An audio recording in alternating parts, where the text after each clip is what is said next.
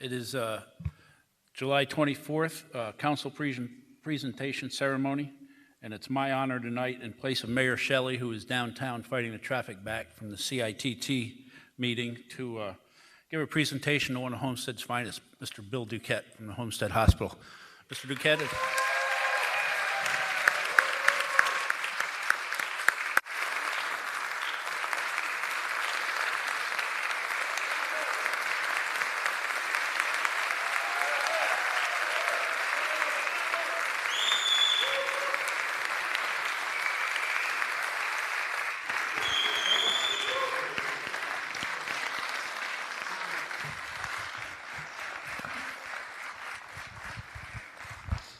Wow, what a reception, and well-deserved, so thank you.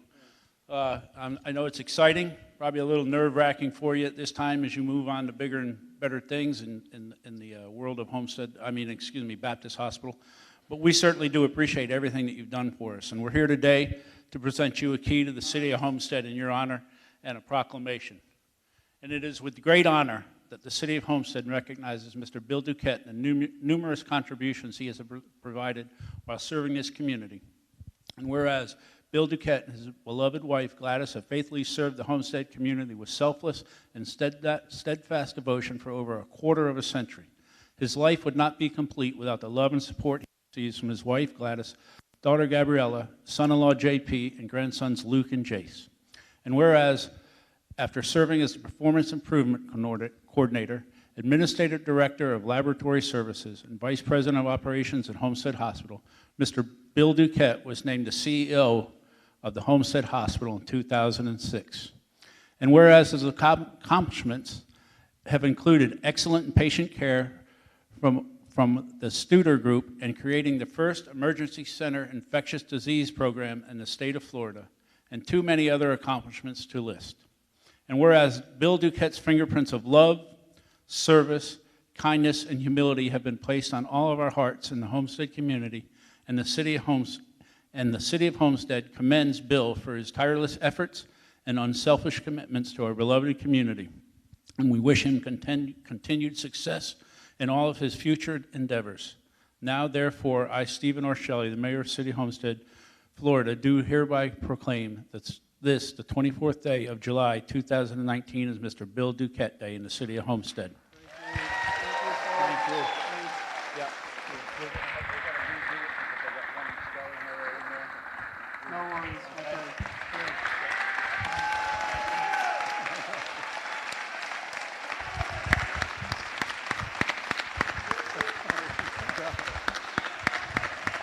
Thanks, guys. Please sit down. Sit down. I am overwhelmed and humbled by this. Thank you guys so much. I don't think I deserve this. I told Jordan like many times, like I don't know what you guys are doing this for, but I really, really appreciate it. It means a lot to me. And I still live in Homestead, not Homestead. I live in the Redland, but I still live down here. And Homestead Hospital will be here, for a long time. So I really, really appreciate it. And thank you guys for coming out for this also. Thanks, John. And City Council, George, guys, thank you so much. You guys come on up for a picture.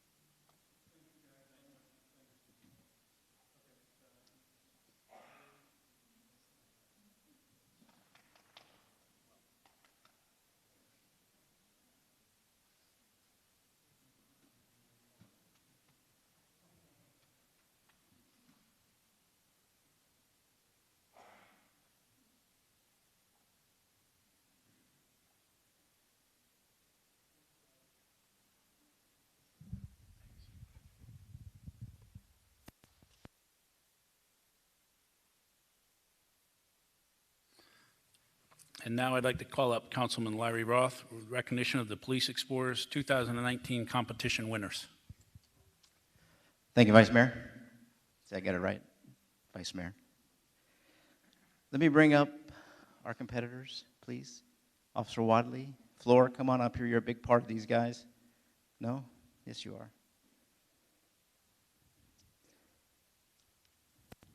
Each year, our explorers go off and compete against, and this year it was 23 different municipalities throughout the country or the state? The state. And each year they make us proud. And before I go into the presentation, I want to say I was honored to be able to attend, I guess, a graduation ceremony of new explorers coming in to our Explorer program. These are just a few of the kids that made it. It started out with 103, and it whittled it all the way down to 36, 34 that actually made the cut. And a lot of it's due to the dedication of their leader, and that's Officer Wadley, and her commitment to these kids and teaching them and showing them that through hard work and through tremendous effort, you can accomplish anything. And there were many stories with this class, and I won't repeat them because there's a lot of them, but some of them are very heart-strong stories where kids actually reached out to Officer Wadley and said, I need you to discipline me. I need you to help me become a better person. And for that, and all of these kids up here, I want to applaud you just for that, because they recognize that you are a true leader in the city of Homestead, in the police department, and our command staff, our colonel, our chief. You know, you all deserve credit for what you do and how you serve these children. So I think they have a little thing here. Here it is. And I'm going to let, who is it, Chief Valdez, go through the process and talk about the awards that you guys won up there, okay? Thank you. Good afternoon, ladies and gentlemen. As he introduced me, my name is Chief Valdez. I've been in the Explorer program for about 3 years. First and foremost, I'd like to thank Mr. Chairman, the council, city staff, command posts, everyone for having us here. I think it's really important for everyone to understand how the vital role that this program plays in our community and how much of an impact we have. And I wanted to give thanks to our wonderful advisor, Explorer Chief Advisor, Officer Wadley. I mean, without her, none of this would be possible, as well as our other advisors. Some of them are here today: Alicia Wiggins, Officer Tate, Officer Schwaga, Floor, and other officers that have come by to help train us for the different scenarios we compete in, like Officer Ro Perez, Officer Quiroga. Really, like Officer Wadley has taught us, that it takes a village, and I think moments like this is what recognize the importance of that village. And even though, sure, there are only about 50 of us right now, in the city of Homestead that are in this program, how far our network is going to be able to reach and how much better we're all going to become. We competed in 6 different scenarios: crime scene investigation, traffic stop, domestic crisis, crisis intervention. There's 2 more, but we forget them. That was the main team that competed in them, and then we also had alternates and additional youth that competed in the actual bicycle certification course that officers have to go through, a simulated PT course that we have to go through. So definitely everyone played a part in, and we're definitely thankful for the city, command post, everyone that took part in making this become an actual thing. So thank you to everyone.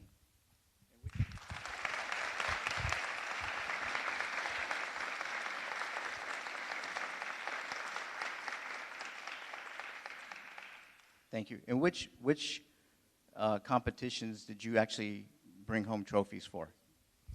So this year we placed 2nd in traffic stop and 5th in crime scene investigation, which those are actually the points that we're always worried about. So definitely the training ended up coming through, and those are actually where we placed in. We also didn't place officially in, but every year they have a talent show for the explorers, and they even had us perform it in front of the ceremony. So it was definitely cool to be a part of that. All right, so 2nd place out of 23 throughout the state, and 5th out of 23 throughout the state. You know, Homestead is very lucky to have leaders like Wadley who care about our youth. What's the oldest age in your organization here? Yeah, 18. So you're dealing with kids that are still in high school, middle school, possibly middle school and high school. So when I heard that they had a class of 103 that wanted to be a part of this organization, I was like, wow, 103 people. It's hard to get volunteers to come out and just help us do something. And these kids want to go through this whole program. And it's not just a 1-day, 2-day, 3-day event. It's a whole year, right, that takes them to get through this whole process.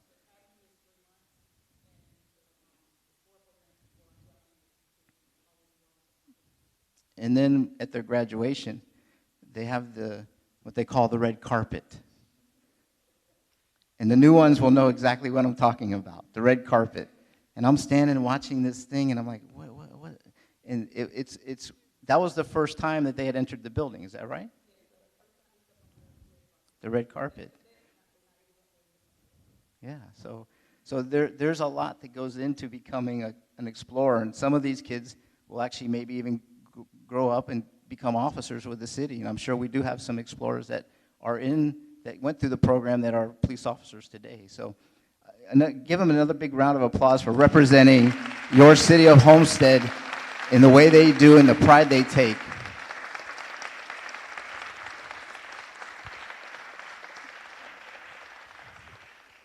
And I guess we'll take some pictures, right? We got pictures?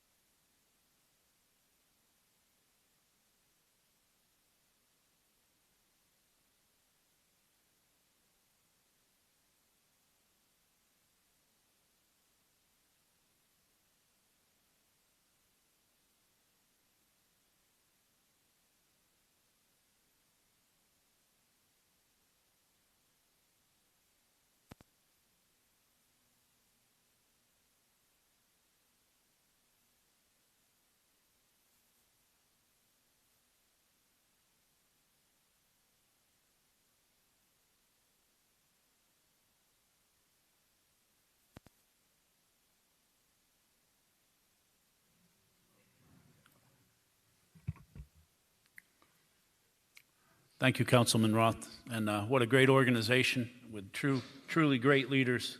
Officer Watley and the rest of the floor, and Chief and Colonel and Captain, thank you. You guys do a great and wonderful job for our youth there. So we appreciate everything that you guys do.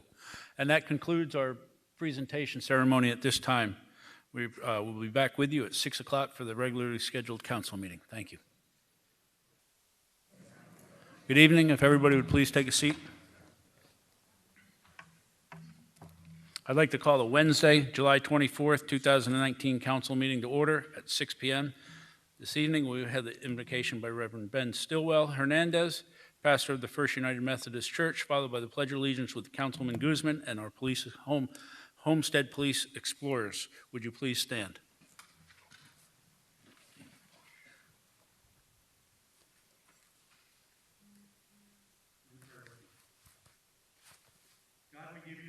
For the privilege to come together as a community to look for the best of all of our citizens.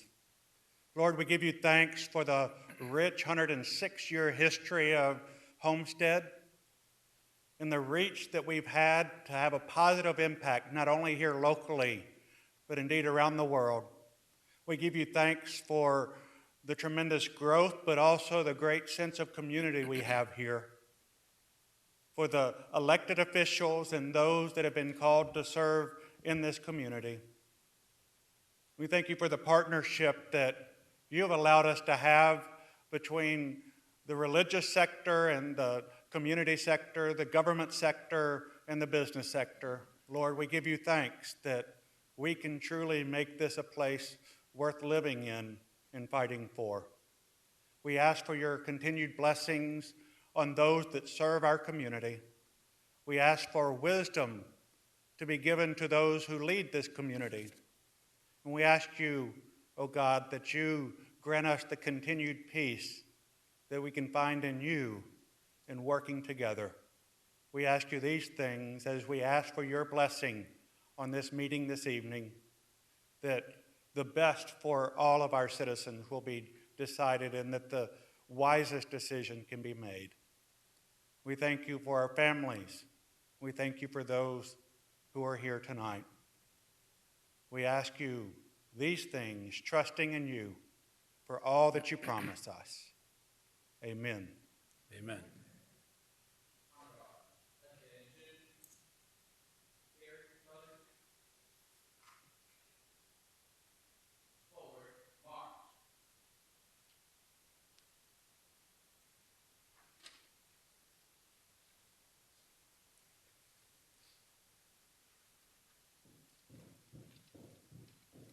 Honor guard. Hold. Right. Face. Present. Arms. Please join us in the Pledge of Allegiance. I pledge allegiance to the flag of the United States of America and to the republic for which it stands, one nation, under God, indivisible, and liberty and justice for all. Order. Arms. Left. Face. Forward. March.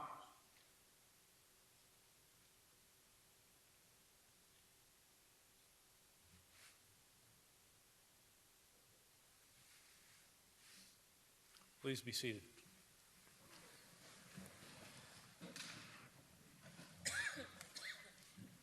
Roll call, Madam Clerk. Councilwoman Bailey? Here. Councilman Roth? Here. Councilman Guzman? Here. Councilwoman Fairclough? Here. Vice Mayor Burgess? Here. Thank you. Because I know Representative McGee is here, we're waiting on a couple other, Senator Flores and Representative Rashine are moments away. So we're going to go ahead and continue on with our agenda. When they get here, we'll insert them if there's no issues with anybody. Thank you. I would also like to see if we could move 2 tabs up tonight. Tab 23, which does with the authorization for the issuance of electrical utility revenue bonds. And if the gentleman is here, I'm not sure, under the attorney's business tonight, there was an attorney that was going to come to see about us joining a lawsuit with no expense to the city. Is he here yet?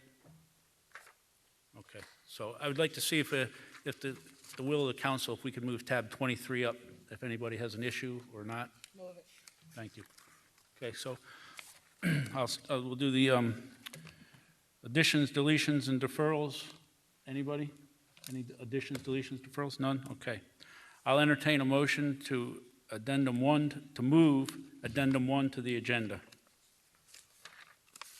And everybody should have a hard copy of that on there, which is what we need to do to get the representatives to speak. Moved and seconded, okay. Questions or comments from anybody on that? All in favor? Aye. Nays? Thank you. I'll make a motion to approve the consent agenda from the June 19th, 2019 council presentation ceremony minutes and the June 19th, 2019 council minutes. Been moved and seconded. All in favor? Aye. Aye. Thank you. Now, if we could go to tab 23. Yes, tab 23 is a resolution of the City Council of the City of Homestead, Florida, authorizing the issuance of electric utility revenue bonds, Series 2019, the City of Homestead, Florida, in the aggregate principal amount not to exceed $2,500,000 for the purpose of financing the cost of acquisition of land, construction of an expansion to the electric utility substation, and payment of other necessary costs relating to the city's electric utility system, using a portion of the proceeds of such bond to reimburse expenditures paid or incurred prior to the date of issuance thereof, and paying cost of issuance of the bond, awarding the sale of the bond to Center State Bank, N.A., providing for security of the bond, containing other provisions relating to the bond, making certain covenants and agreements in connection therewith, and providing for an effective date. Thank you. Staff report, please. Vice Mayor, on April 17, 2019, the City Council approved CAR 2632 Intent Resolution R20190443, stating its intent to issue tax-exempt bonds for the project. July 8, 2019, the Finance Director and the City's Financial Advisor, RBC Capital Markets, reviewed 5 bank proposals submitted in response to a June 12, 2019 request for proposals for a $2.4 million bank loan. The RFP was distributed to approximately 40 banks and lending institutions. Staff is recommending the city accept a proposal from Center State Bank, which provides the lowest interest rate, locks the interest rate through closing, and allows the city to prepay the bonds at any time without penalty. The interest rate will be fixed at 2.44% for a 10-year term and a final maturity of January 1st, 2030. The estimated annual debt service is approximately $275,000 with interest-only payments in the initial year. Staff recommends that the mayor and council approve the attached resolution authorizing the issuance of tax-exempt bonds for the electric utility in the amount not to exceed $2.5 million. The proceeds will finance approximately $2.4 million for the acquisition of land for a new electric utility substation, the expansion of an existing substation, the cost of issuance, and payments of other necessary costs relating to the city's electrical utility system. The final borrowing amount is expected to be approximately $2.4 million, but the authorization of up to $2.5 million provides flexibility if any of the estimated project costs change prior to closing on the bonds. Are there any questions from the council at this time? Nothing heard? Excuse me. Councilman Guzman. Yes, sir. To staff, is it standard procedure to not receive or to have interest-only payments the first year, and then it starts after that, or is? If you with Weiss Sirota, Bond Counsel.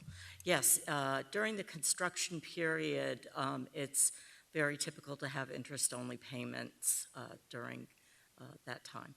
Thank you, ma'am. Any other questions? All right, this is a public hearing. I will open up anybody from the public with a comment, whether for or against. Please, when you come to the podium, state your name and address for the record.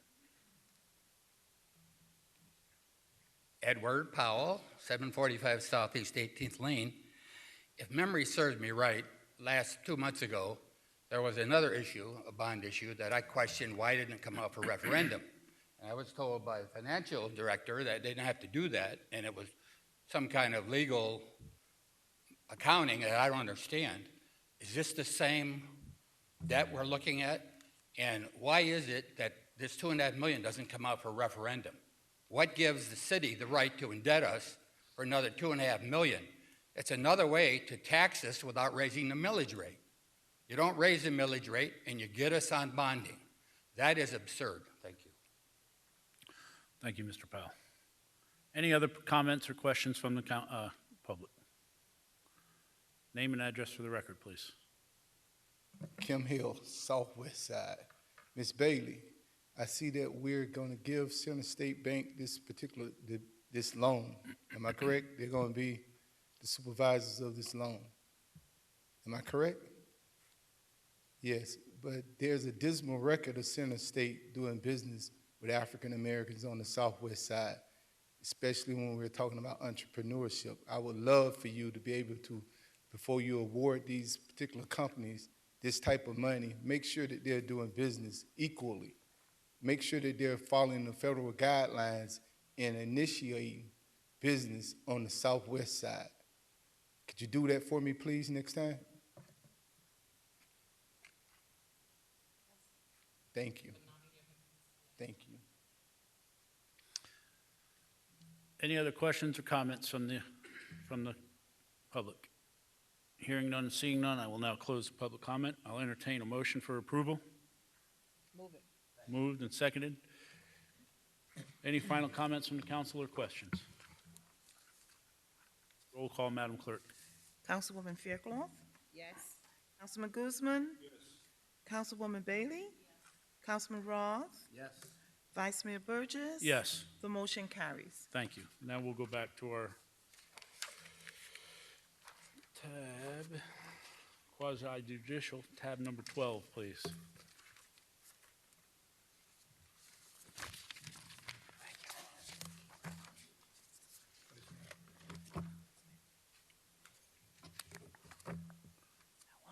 There you go.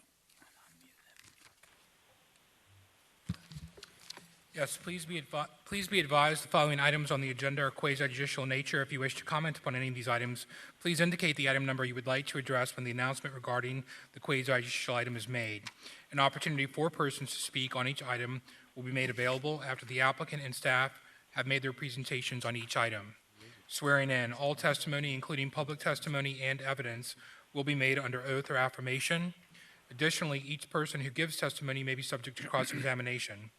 If you do not wish to either be cross-examined or sworn, your testimony will be given its due weight. The general public will not be permitted to cross-examine witnesses, but the public may request the council to ask questions of staff or witnesses on their behalf. The full agenda packet on each item is hereby entered into the record. Persons representing organizations must present evidence of their authority to speak for the organization, and further details of the quasi-judicial procedures may be obtained from the clerk. In accordance with Code Section 2-591, any lobbyist must register before addressing the council on any of the following items. At this time, council members must disclose any ex parte communications concerning any items on the agenda. Mr. Roth. Any items that have to deal with the tower, communications tower? Ms. Fairclough. Tab 13. Thank you. And I just had nothing to disclose. Hearing no further comments, at this time, the clerk will swear in any persons who wish to testify on any quasi-judicial items. So anyone in the audience who's wishing to speak on the items, please stand, raise your right hand to be sworn by the clerk. Please repeat after me. I, please state your name, hereby swear or affirm that the information I present shall be the truth and nothing but the truth, so help me God. Thank you. You may be seated. Thank you. Mr. Attorney, I know that tabs, oh, I'm sorry. Tab 13 as well. Thank you. Mr. Attorney, I know that tabs 12, 18, and 19 all go together. If you'd like, I guess we could do them all at one time since we've already heard them. And Right, your preference. I can certainly introduce tabs 12, 19, which are both second readings, and then tab 18, which is a site plan, all pertaining to the VERTEX applications. Yes, sir. And you can collectively have a discussion, conversation on those. Okay. Right.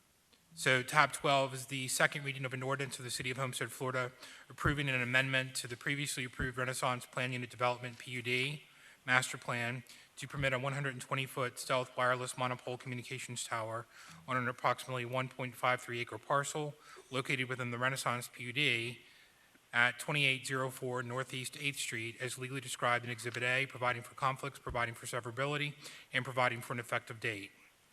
Then tab 19 is the corresponding future land use map amendment, which is a second reading of an ordinance of the City of Homestead, Florida, amending the comprehensive plan future land use map designation of an approximately 1.53 acre parcel from light commercial use to technology mixed use for property located at 2804 Northeast 8th Street as legally described in Exhibit A, authorizing transmittal, providing for conflicts, providing for severability, and providing for an effective date. And the last application is tab 18, which is the site plan application. This is a resolution of the City of Homestead, Florida, granting site plan modification approval for a 120-foot stealth wireless monopole communications tower, amending the Renaissance Plan Unit Development PUD on an approximately 1.53 acre parcel located within the Renaissance PUD at 2804 Northeast 8th Street as legally described in Exhibit A and providing for an effective date. Thank you. May I have a staff report, please? Yes, sir. Hang on, let me get you going.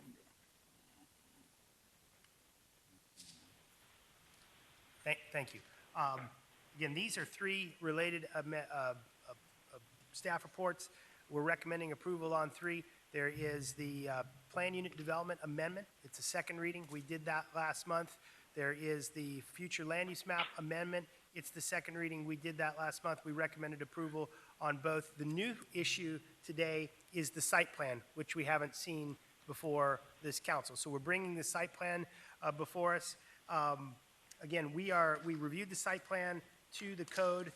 It passes all the aspects of our land development code, so we're recommending approval of that. The applicants here and probably can give us a more detailed example of where this is going to be, but the communications tower is about 120 feet. It's called the Stealth Tower. It's going to be placed on the west side of the structure within a landscape strip between the building and the access driveway. The applicant's also proposing to use the rooftop of a one-story portion of the building for installing the equipment related to the wireless communications tower. It's designed to accommodate and co-locate up to 4 different providers. So if you would like me to go over the staff reports for the previous, the second readings, I can do that as well. If not, I'll see if you have any questions. Anybody from the council have any questions at this time of staff? The applicant wants to come up and add anything to what they did last time, please come forward.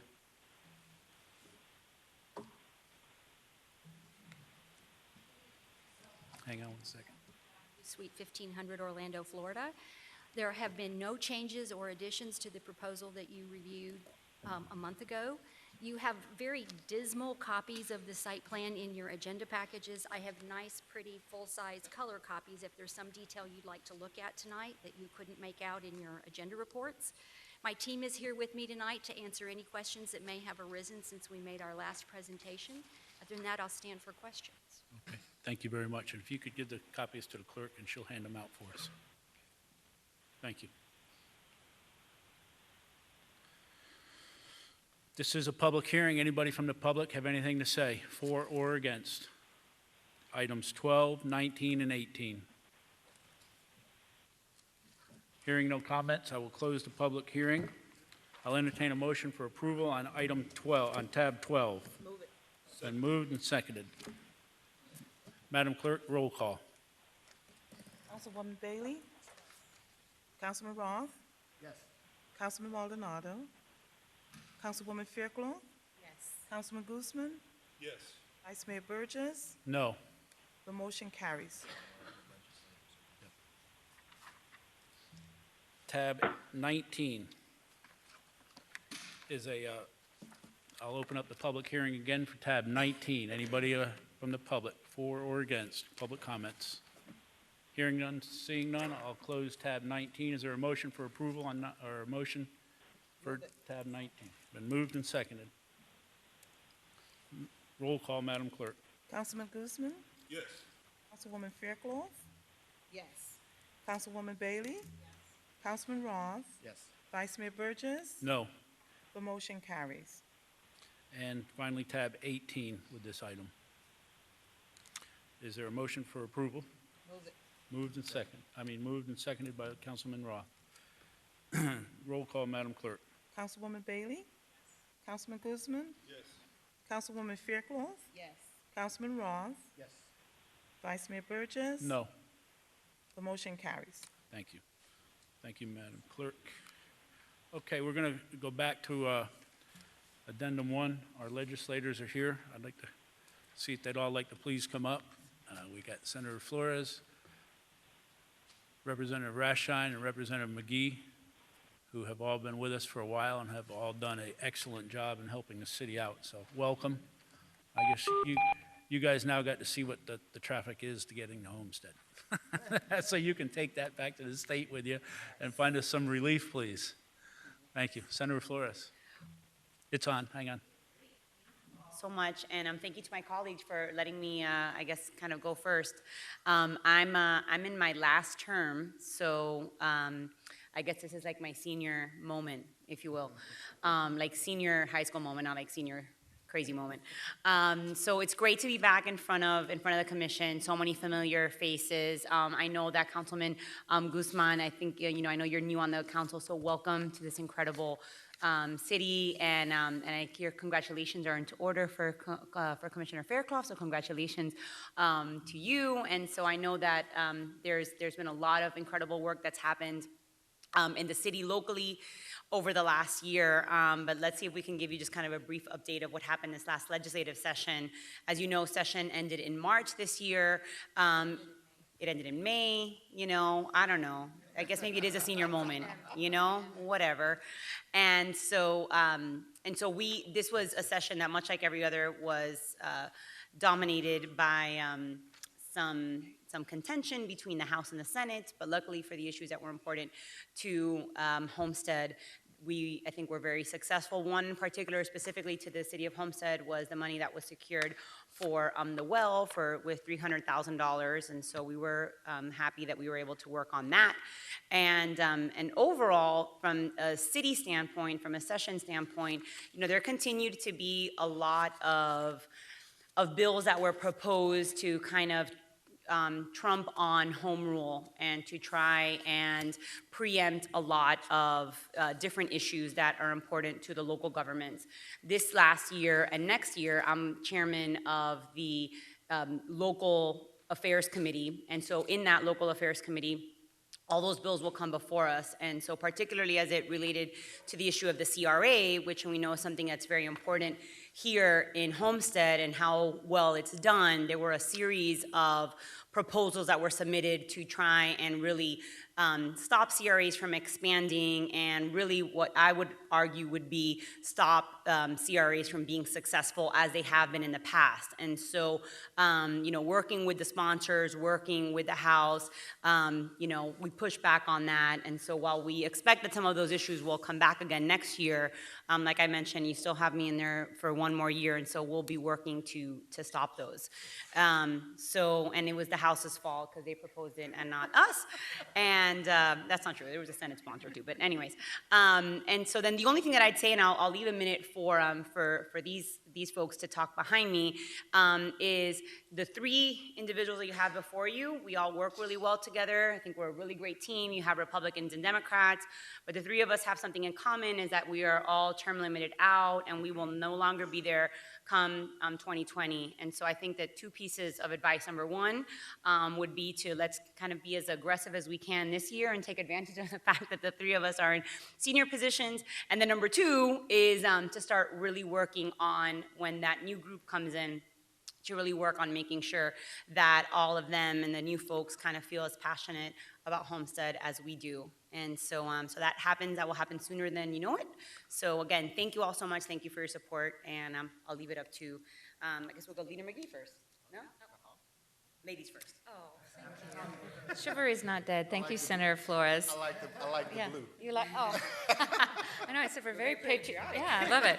Go USA. So, council members and vice mayor, I actually had the pleasure and just wanted to say thank you to Leader McGee and to Chairwoman Flores for their leadership. And we are a dynamic team up there, and we are terming out. And it's kind of strange. I'm starting to get senioritis as well. So before I get started, I did want to highlight Julio Rodriguez over there, my legislative aide. He's new. He's also from Dade County. And then Elsa Rodriguez is the leader in my Homestead office. So, and then my 7-year-old Drake, wave your hand. Woo! He gets a Happy Meal on the iPad when he comes to work with Mom, so he's a happy boy. But this year, I had the honor and the opportunity of chairing the Agriculture and Natural Resources Appropriations Subcommittee. And as you know, I like to say that hey, how are you? I like to say that committee really sums up District 120, which is, of course, the district that I represent. And last term, I got to chair the policy committee, but this year I'm chairing the budget committee, and that's where all the action happens. And this year we made the environment a priority, as our new governor did. We have a brand new administration. Obviously, he brought in a whole bunch of new team members, and then we virtually have a new cabinet. Well, Jimmy Petronis, he's kind of a holdover, but we've got a new attorney general, we have a new commissioner of agriculture, and it's really a new world in Tallahassee. And so I oversaw, again, the environmental and agriculture budget. And just a couple highlights, because we're right here in the Everglades. That was a huge priority of our new governor. It's obviously a huge priority of all of ours and our community. And this year we had historic funding for Everglades restoration, over $360 million just for Everglades restoration. Also in that, there's a larger number that includes water resources, because we heard from our neighbors to the north regarding harmful algal blooms, actually to the east and the west coasts of us, and also red tide. We have an additional I want to say almost $25 million for that. So all in total, though, for Everglades restoration and water quality issues, $686.8 million for that issue. So exciting to share that news. Also in that funding, of course, is innovative technology, again, like I mentioned, to combat harmful algal blooms and red tide. Also in that, and because you're a local government, I really wanted to highlight this particular item. We funded in the budget $5.5 million for the Florida Resilient Coastline Initiative. This was, again, a priority of our new governor. And what this funding does, again, it's $5.5 million, and we are coastal right here. And that allows, that opens up opportunities for local governments to apply for this money to help them with sea level rise policy, coastal resiliency, and one of my favorites, since I live in the Keys, coral reef protection. So put that on your list. It's available to be applied for. A couple other things, $35.8 million for our state park system. Mayor Shelley's not here, but $2.9 million for farm share. And then one that I want to note, it unfortunately got vetoed, and this is something that I would like you to all to put, and George, whoever takes over your position and your team, we had $150,000 in there to combat laurel wilt. Right? It's the devastating disease that's overtaking our avocado groves, and the governor vetoed that, unfortunately. And I think that's something that we need to, again, put on our homework list for the future. Just kind of, it's a small amount, but it's a very mighty amount for these farmers and these growers. And I've been working closely with Charles LaPrade and his team, and so just kind of put that in the back of your brain as we move forward. Maybe you could add that to your priority list, because again, a very small amount, but a very meaningful amount. And so with that, I will turn it over to Leader McGee. Thank you. And thank you to the council, and thank you to my colleagues. The reality of it is when we're in Tallahassee, we're recognized as Team Homestead. That's what we do. We have our major bosses who are always there to ensure that we get the priorities correct the first time around, and that's Jose and Jose. No matter where they are, they're always representing Homestead to the best of their abilities, and they're always there very well in tune to the issues. Secondly, I would like to, at this time, again, before senioritis sets in, recognize my staff. That's Janie Overa. She's standing over there. She's always holding it down for me when I'm traveling the state. And then we also have Marion Sneed, who's back there. And to my interns, can you all stand up really quickly? We brought the entire team McGee. We figured we would need it because of the firepower that's going to come from this council. So I just wanted to make sure we're there. But let me just say and echo what my colleagues have stated already. We're seniors. We're on our way out. And we have to ensure that whoever comes behind us understands that Homestead is the mecca for us in the South Day community. And that has to be something that's echoed throughout every office that represents a portion of Homestead or all of Homestead on the state level and in the federal level. Secondly, one of the top priorities I made for the caucus and for the House, for everything else, is that we went through Hurricane Andrew like no one else has ever seen before. And our brothers and sisters in the Northwest and the Panhandle and the Forgotten Coast experienced Hurricane Michael. And I know there was a lot of pushback from members of my own caucus and members on the other side and members from different places, pushing back and asking why we're focusing so much on our brothers and sisters over in the Panhandle, whether they're Republicans or Democrats. But the one thing Hurricane Andrew taught us is that when devastation comes and disaster comes, it doesn't matter whether you're a Democrat, a Republican, or independent. It simply comes and it wipes all of us out. So that was one of our top priorities in the legislature this past session. We delivered what we could deliver. Thus far, the people there, they seem to be happy with what they have and how we were able to deliver it, but we need to do more, and we will do more. We do know and we do recall that when Hurricane Andrew came in and pretty much wiped us out, our brothers and sisters from the north came in with generators and with other resources to help us out, to get us to where we are. And so I found a nut robbery to make sure that that would be our first priority. Secondly, as Rep. Rashan stated earlier, the Everglades. That is a big key, it's a big source for all of us. It's something we have to protect by any and all means necessary, no questions asked. The third thing that we're looking at right now is the fact that, before there was a debate of whether or not our politics had entered into an area of apathy. I can honestly stand here today and tell you that with this core group here, who's always continuously fighting on behalf of Homestead and all of the state, to be honest with you, is that, it's all about empathy with this group. And we're always pushing because we understand that, how would it make you feel if you're in a position of power and you're not delivering and you're not there to help bring the resources to the community that desperately needs it. So with that said, I say thank you very much. Thank you for allowing me to serve you for 7 years. We have one more year left, and I think, as my great senator stated, we're going to go out with a bang. And we're going to ask for everything, take no prisoners, because, be honest with you, what's the worst they can do to us? Put us in the garage. All right? So I'll talk to you later. Thank you very much. Thank you. Mr. Jose Fuentes and Mr. Jose Mr. Diaz Jose are with Diaz, us. please, Our from two Bob city Levy and lobbyists. Associates. The Jose Square, yeah. Well, first of all, Vice Mayor, council members, Mr. Manager, want to thank you for the opportunity you give both of our teams to work with the City of Homestead and help make some of your goals accomplishments at the end of the day. But we really couldn't do it without the great work from our senator. This is her last year, so I got to tell you, we will be losing a very powerful force in you in the Senate, and we want to thank you really, I think both of us, because of the great work that you've done and how you've helped the City of Homestead, so that's critical. Thank you.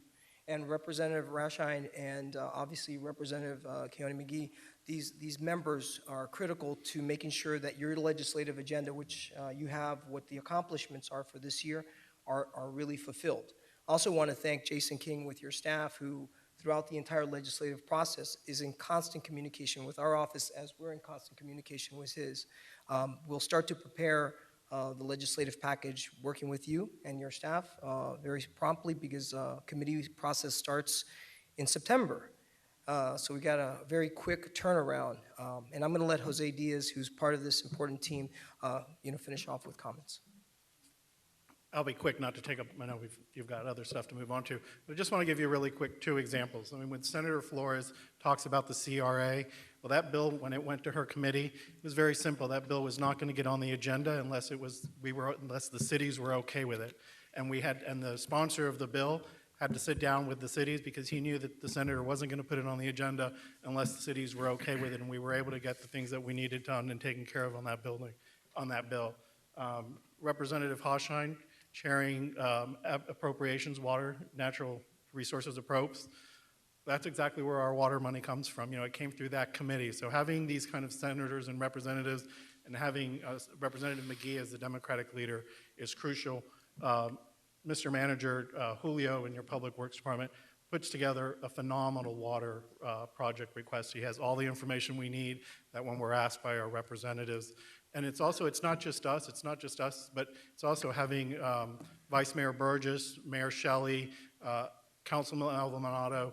They were up in Tallahassee on the MDX bill, which was very harmful to Homestead because we would have lost our seat on the MPO. They were able to meet with the sponsor, and that MPO issue came off the bill. So either meeting with them in Tallahassee when you all meet with the legislators down here, that's important. So it's not just us, it's the councilman, it's the city manager's office, it's everyone. So thank you very much for the honor of being able to represent you all. And I'd like to say thank you to all of you guys. It's tough. In today's world, we see all the division in the Washington level, but here tonight we've got 2 different parties that are represented, and I can tell you when I go up to Tallahassee, they're all working together for us. And I know that I certainly do appreciate that, and it'll be sad to see the 3 of you guys go because of the experience and the seniority that you guys bring that helps us get as much as we can, and we all know there's not a lot left in Tallahassee when people get done up there, but we and I certainly do appreciate everything that you guys have done for us for the last 7 years, so thank you. Any other comments from my colleagues? Councilwoman Fairclough. Yes, thank you, Vice Mayor, and thank you for the work that you do for us up in Tallahassee. We definitely do appreciate it, but it wouldn't be me if I didn't ask questions, so I have a couple. So just first a comment. It was very inspiring to see you, Senator Flores, champion that firefighters bill for those firefighters that were diagnosed with cancer. I was cheering for you from afar, and I was happy that that bill passed to support firefighters diagnosed with cancer. I'm not going to give up on that breast cancer funding for the city of Homestead. So if you can use your collective resources and passion to bring those funds to Homestead, we greatly appreciate it. It was disappointing, Senate Bill 1434, the Florida Education Finance Program, allowing school districts to utilize 80% of those funds for classroom purposes. That bill failed. It was very disappointing to see that because we know the largest impact is definitely in the classrooms. So school districts won't be able to use 80% of those funds into the classroom. So think about that next session.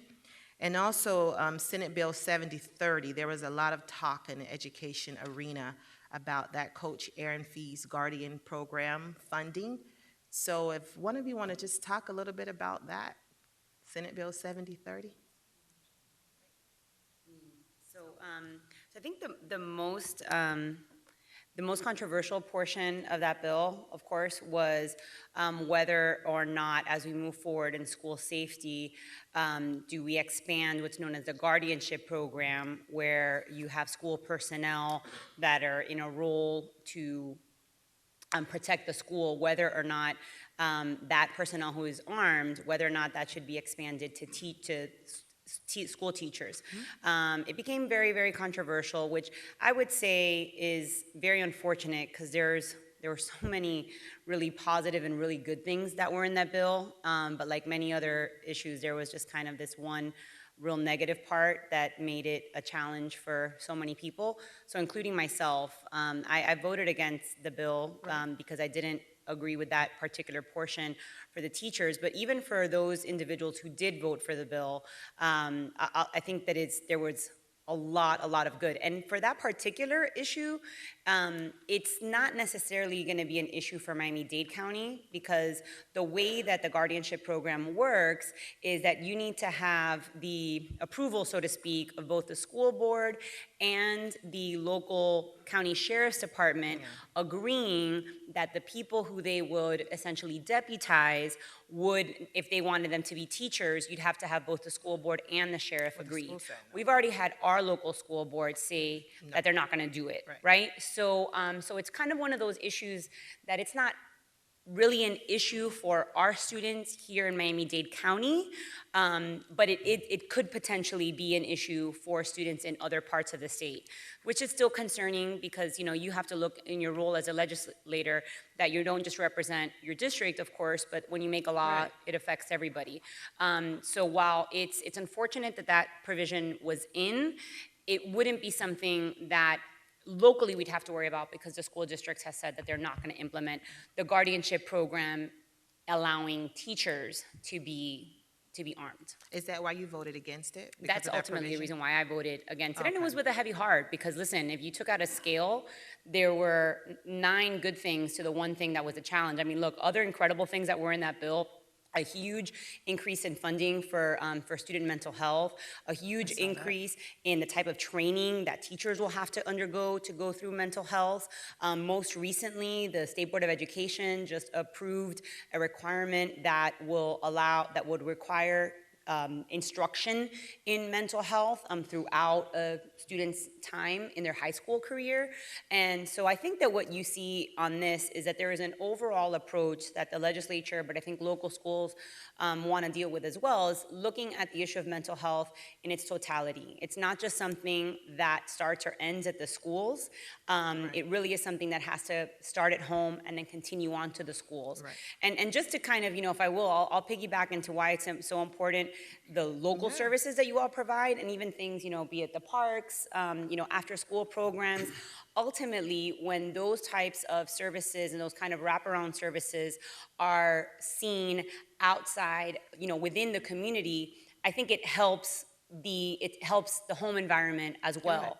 So it really has been very encouraging to see the investment, I think, that this board and that the city has made in local parks, in after-school programs, in mentoring programs, because ultimately I think all those things help when we're dealing with the issue of mental health. All right. Thank you for acknowledging the work that we're doing as a city to support our students with those wraparound services and after-school programs. We're definitely doing our part. I've seen a stronger push with mental health awareness and support in schools, which is a great benefit. And I thank you for voting no for that. I haven't met a teacher or an education support personnel that was in favor of that bill. So I know all of you probably didn't vote no on it, but I thank you for voting no on it.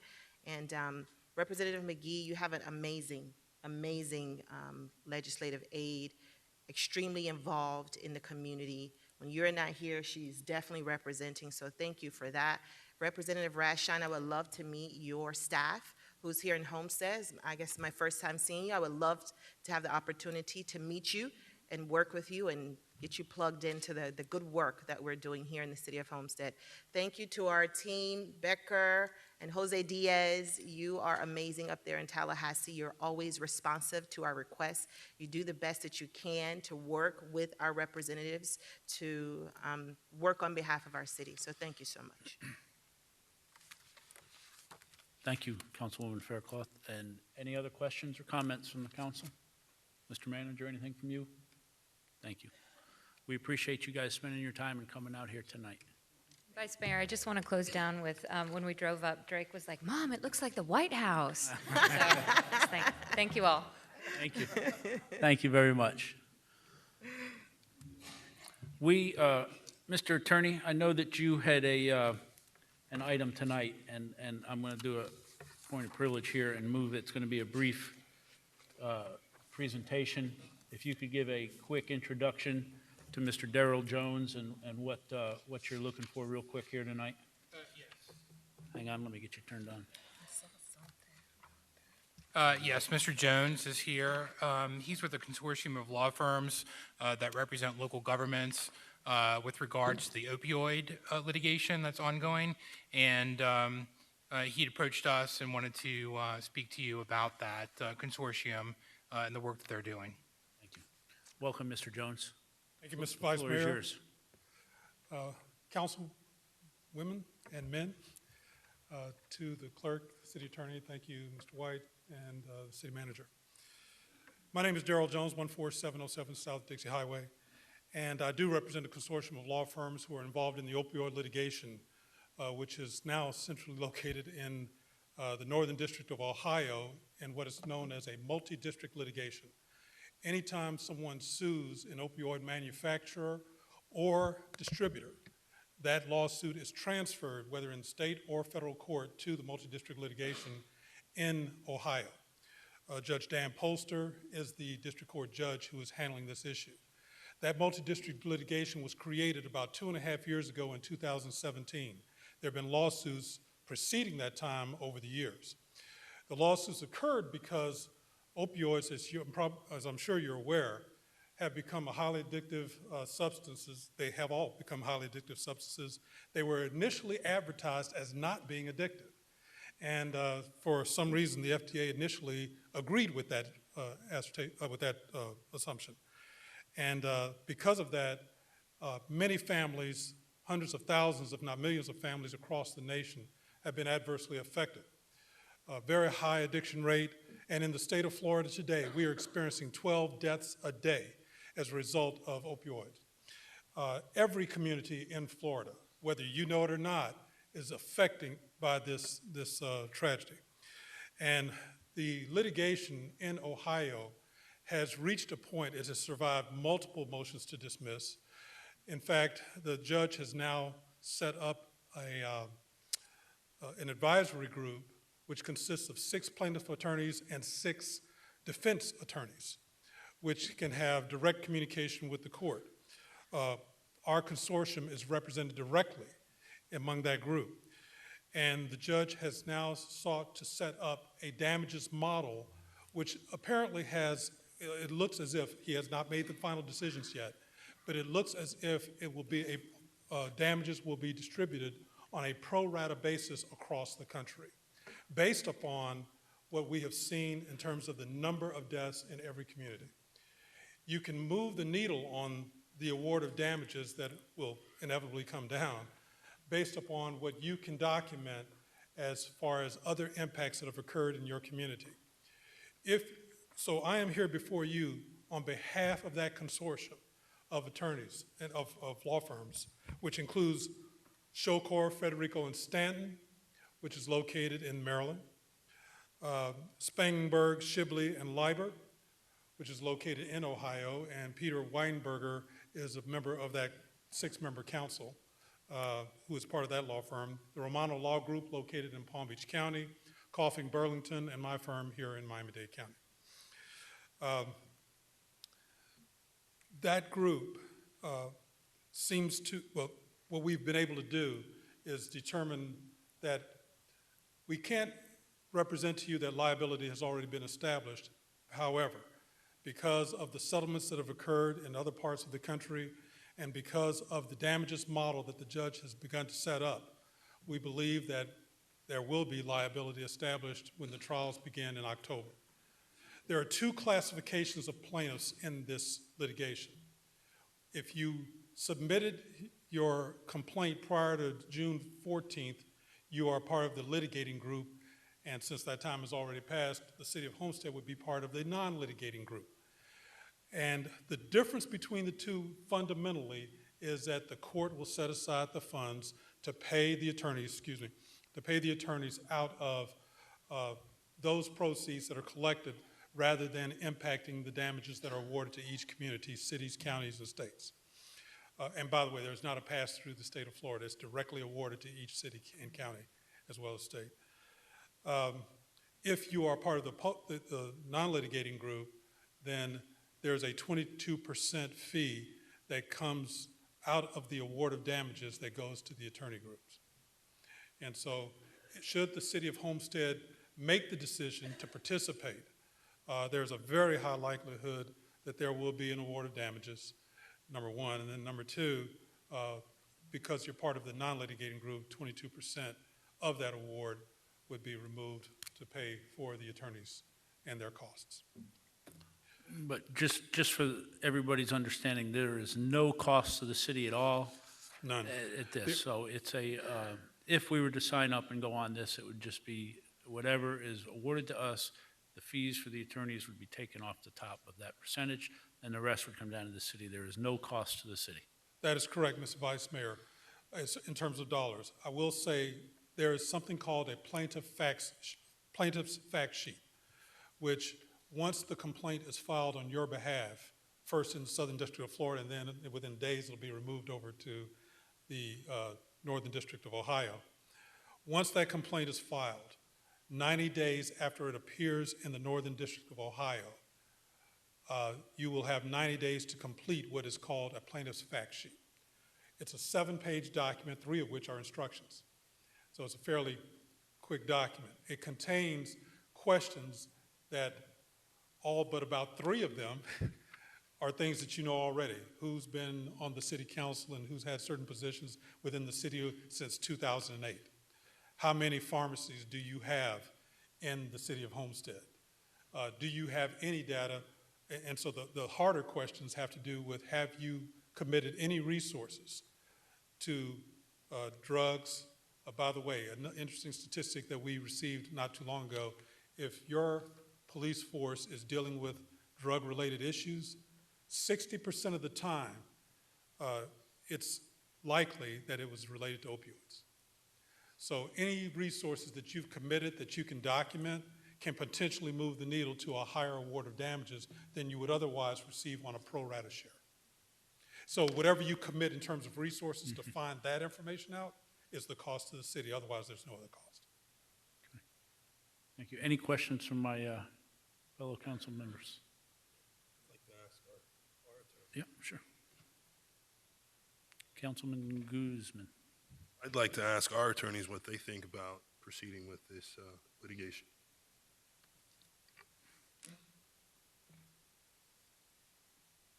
Well, I think it's strictly a policy decision and a business decision, really, for you all, more so a policy decision. There's no cost. I don't have any recommendation with respect to whether you should or you shouldn't.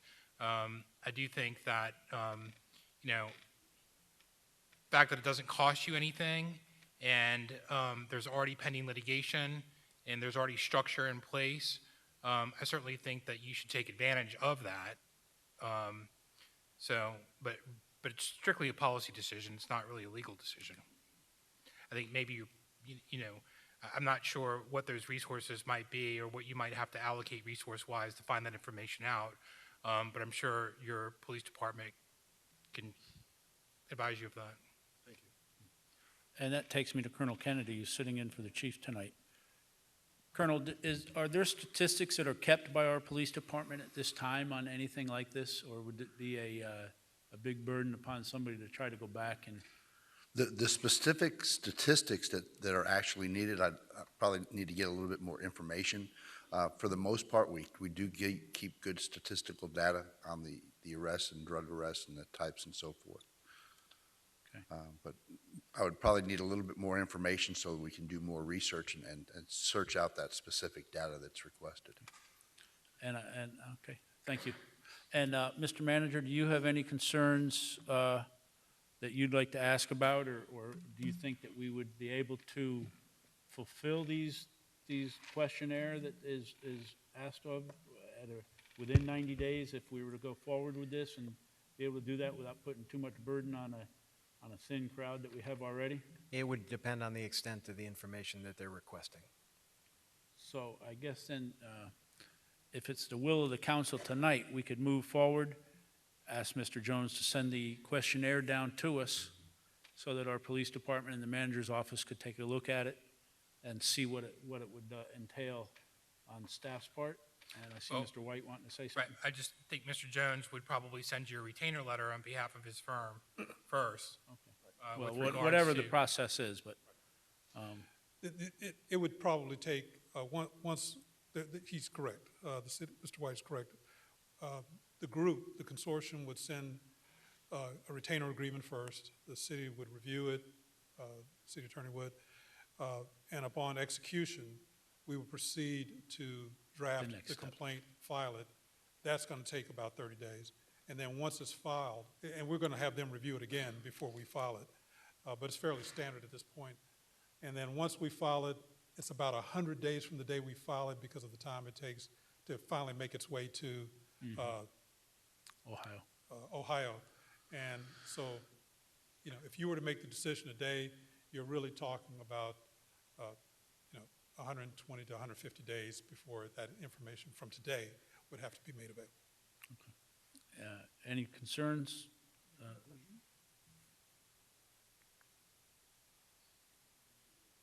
Thank you. Can you also provide a list of the cities and counties that are participating in this litigation? Is that included? I could send that to you in about 5 minutes, but I may have my computer here, but yes. Okay, I would like to see that. Yeah, this is a good list. Okay, thank you. So I guess if it's the will of the council. Excuse me, you mean within the state of Florida? Or? Within the state of Florida. Okay. Bigger list, so it's thousands across the country. Yeah. So James, what would be the next step then? Just to let you go ahead and get a letter of retainership? We need to do a all in favor vote? What would be? Yeah, I think you could do an all in favor. I think that would be fine. And that would give us direction to proceed with Mr. Jones and the consortium of getting you all a retainer agreement for us to look at and get it back to you all for approval at your next meeting, along with the information that Mr. Jones will provide, and then we can proceed from there. Is there a motion? Still learning this stuff. Is there a motion to proceed forward, and a second? Moved and seconded. All in favor? Aye.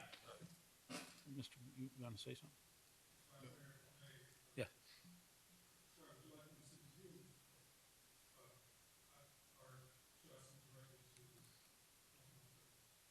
You can send it to myself and Mr. Pearl.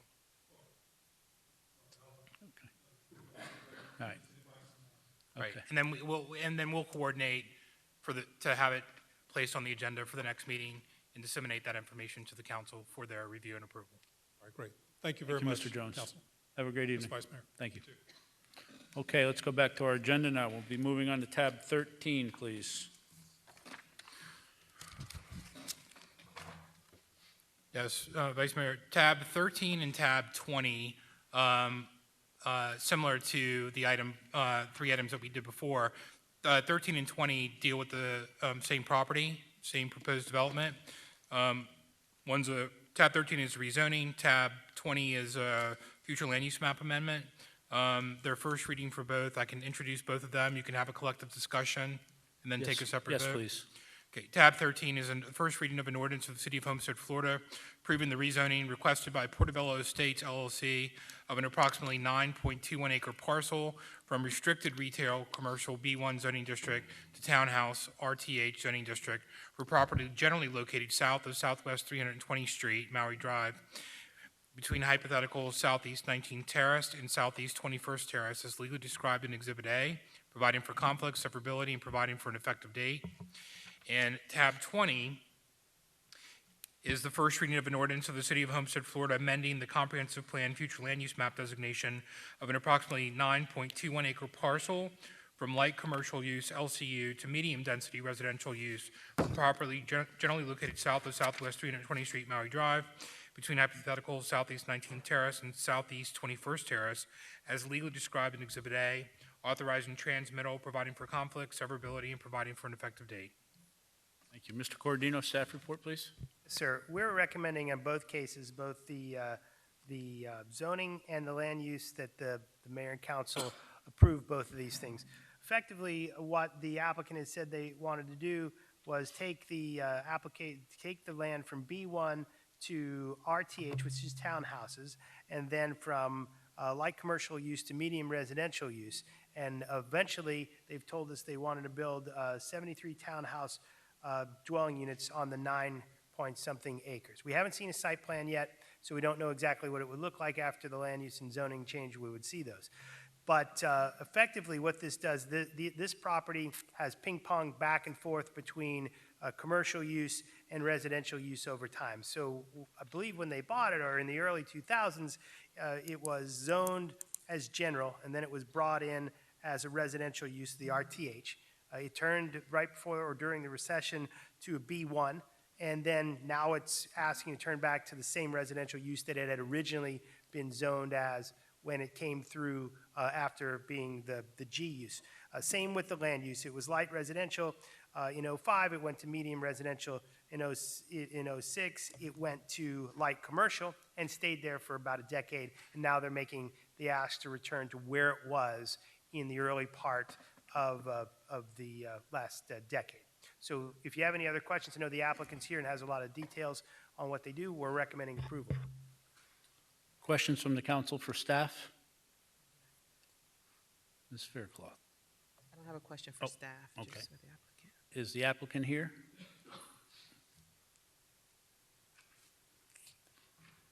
Good evening. Good evening, Maritza Haro with Burka, Riddell, Fernandez, and Larkin, office at 200 South Biscayne Boulevard.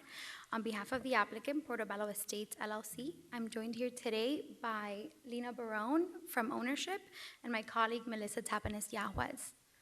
We've prepared a presentation, so if you're entertained. Anybody, how long is it? 10 minutes, less. Okay, that's fine. So we're before you today seeking to revert back to the property's 2008 land use designation of medium density residential and zoning of townhouse district in order to develop the property into a highly desired townhouse community. We respectfully request your approval, consistent with your professional staff's favorable recommendation, your planning and zoning board's unanimous recommendation of approval, and the neighborhood support we've gathered. The property before you is an approximately 9.37 acre vacant parcel of land located south of Maui Drive to the west of the Ventanas al Sol residential community. For context, the property is surrounded to the north by vacant land zoned general use and light industrial. To the south, the Santa Barbara townhomes. To the southeast is county-owned land. To the west, we have a vacant land that is owned B2 retail commercial. And to the east, we have the Ventanas del Sol residential community, which is developed with a mix of 1 to 2 story single-family homes. Further east, we have Kingman Commons, and then to the northeast, Everglades Preparatory. By way of background, Portobello purchased the property in 2005, at which time the property was designated low-density residential and zoned general use. This shows that the property was always intended to be developed as residential. At the time, there was significant need for residential development in the city, and Portobello sought to satisfy that need. Between 2006 and 2008, the city approved a land use amendment from low-density residential to medium-density residential and a rezoning from general use to townhouse district in order to develop the property with townhomes. Shortly after these applications were approved, unfortunately, the 2008 Great Recession occurred, and there was a complete halt to all residential development. In an effort to utilize the land and minimize their loss, Portobello sought to develop the property with commercial uses. Between 2008 and 2009, the property's land use designation was changed to its current light commercial use and rezoned to the restricted retail commercial zoning. Unfortunately, due to the property's location and shape, it has proven not to be marketable for commercial uses. Commercial developers seek properties with ample frontage, clearly visible from the right-of-way, and in this case, the property has an uneven sloping frontage and a deep lot. As a result, notwithstanding the applicant's best efforts, the property has remained idle and vacant for approximately 15 years, which is why we're before you today, seeking to revert back to the property's 2008 residential designation and zoning. As you can see, this is a history of the different rezonings and land use amendments. So the property's current designation is light commercial use, and its current zoning is B1, restricted retail commercial. As part of these applications, we retained the services of Miami Economic Associates to study the impact of the requested land use and zoning changes from commercial to residential. Specifically, MEA studied the impact on the city's commercial land supply. MEA reviewed the inventory of all vacant commercially designated properties along the US 1 corridor, Campbell Drive, and in the southeast area of the city. We identified 51 vacant parcels in various sizes containing approximately 292.6 acres of land. What we found was that the overwhelming majority of the parcels have been vacant for over 25 years, despite the city's population growth by more than 9,000 residents since 2011. This confirms that the removal of the property from the commercial land inventory will not detrimentally impact the city's commercial land capacity because the demand for commercial land has not increased. In addition to this data, which confirms the city's already saturated commercial market, the property's narrow frontage, as you can see on the survey on the screen, is 950 feet, which is the equivalent of over double the width of the lot. This is exactly the opposite of what commercial developers and tenants desire. So the property's lack of marketability in the commercial market is further confirmed by the fact that the property has been designated in zone commercial since 2009, and the applicant has been unable to find a suitable tenant or buyer, notwithstanding their best efforts. The next thing we studied was traffic, which is obviously a very important topic. The applicant retained Caltran Engineering Group to prepare a trip generation analysis. The results confirm that the proposed applications will not have an adverse impact on traffic in the area. Under the existing commercial designation and zoning, the net trips generated by an office, shopping center, or similar use are 2,702 net total weekday trips. The proposed 73 townhome units would only generate 256 net total trips. The reduction in potential traffic impact is significant when you compare the proposed townhome use to office or commercial. This is a further breakdown. Townhomes have significantly lower trip generation. By comparison, office uses generate almost 2.5 times more trips than townhomes, and retail uses generate over 8 times more trips than townhomes. The development of the property with townhomes instead of office signifies a 58.5% reduction in total daily trips and an 87.7% reduction in total daily trips if the property was developed with retail uses. even when considering the PM peak hour trips, which is when everybody's heading home, leaving work, there's a significant reduction when considering townhomes versus office or retail. Office, for instance, generates 132 PM peak hour trips, retail 241 PM peak hour trips, and townhomes only 45 PM peak hour trips. So approval of these applications will reduce any potential traffic impact caused by the redevelopment of the property.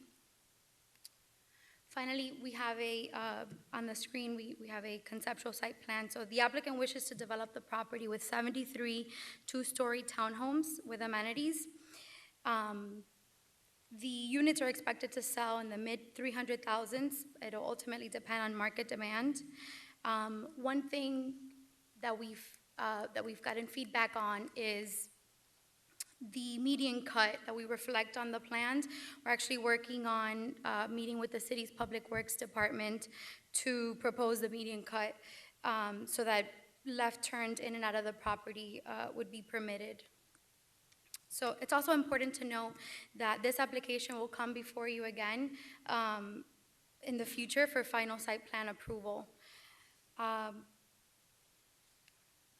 Then here on the screen, you can see a model of another community developed by the applicant. This community is in the West Kendall area at approximately Southwest 167th Avenue and 72nd Street. Another thing we did is that we've gathered support from our immediate neighbors at Ventanas del Sol. We met with the Ventanas del Sol Homeowners Association and shared the proposed site plan. They were supportive. We also met with some of the neighbors individually. Some of them expressed that they would be here today, and others gave us letters of support, which we'll introduce into the record this evening. And to conclude, it's important to note that the country, and particularly Miami-Dade County, is facing an affordability crisis, and the American dream of owning a home and is becoming increasingly more difficult for modern families. The city of Homestead has experienced significant economic development in the past few years and is an important employment center for Southern Miami-Dade and the Florida Keys. Thanks to the work of this council, the city remains a beacon for the middle class where homeownership is still a reality.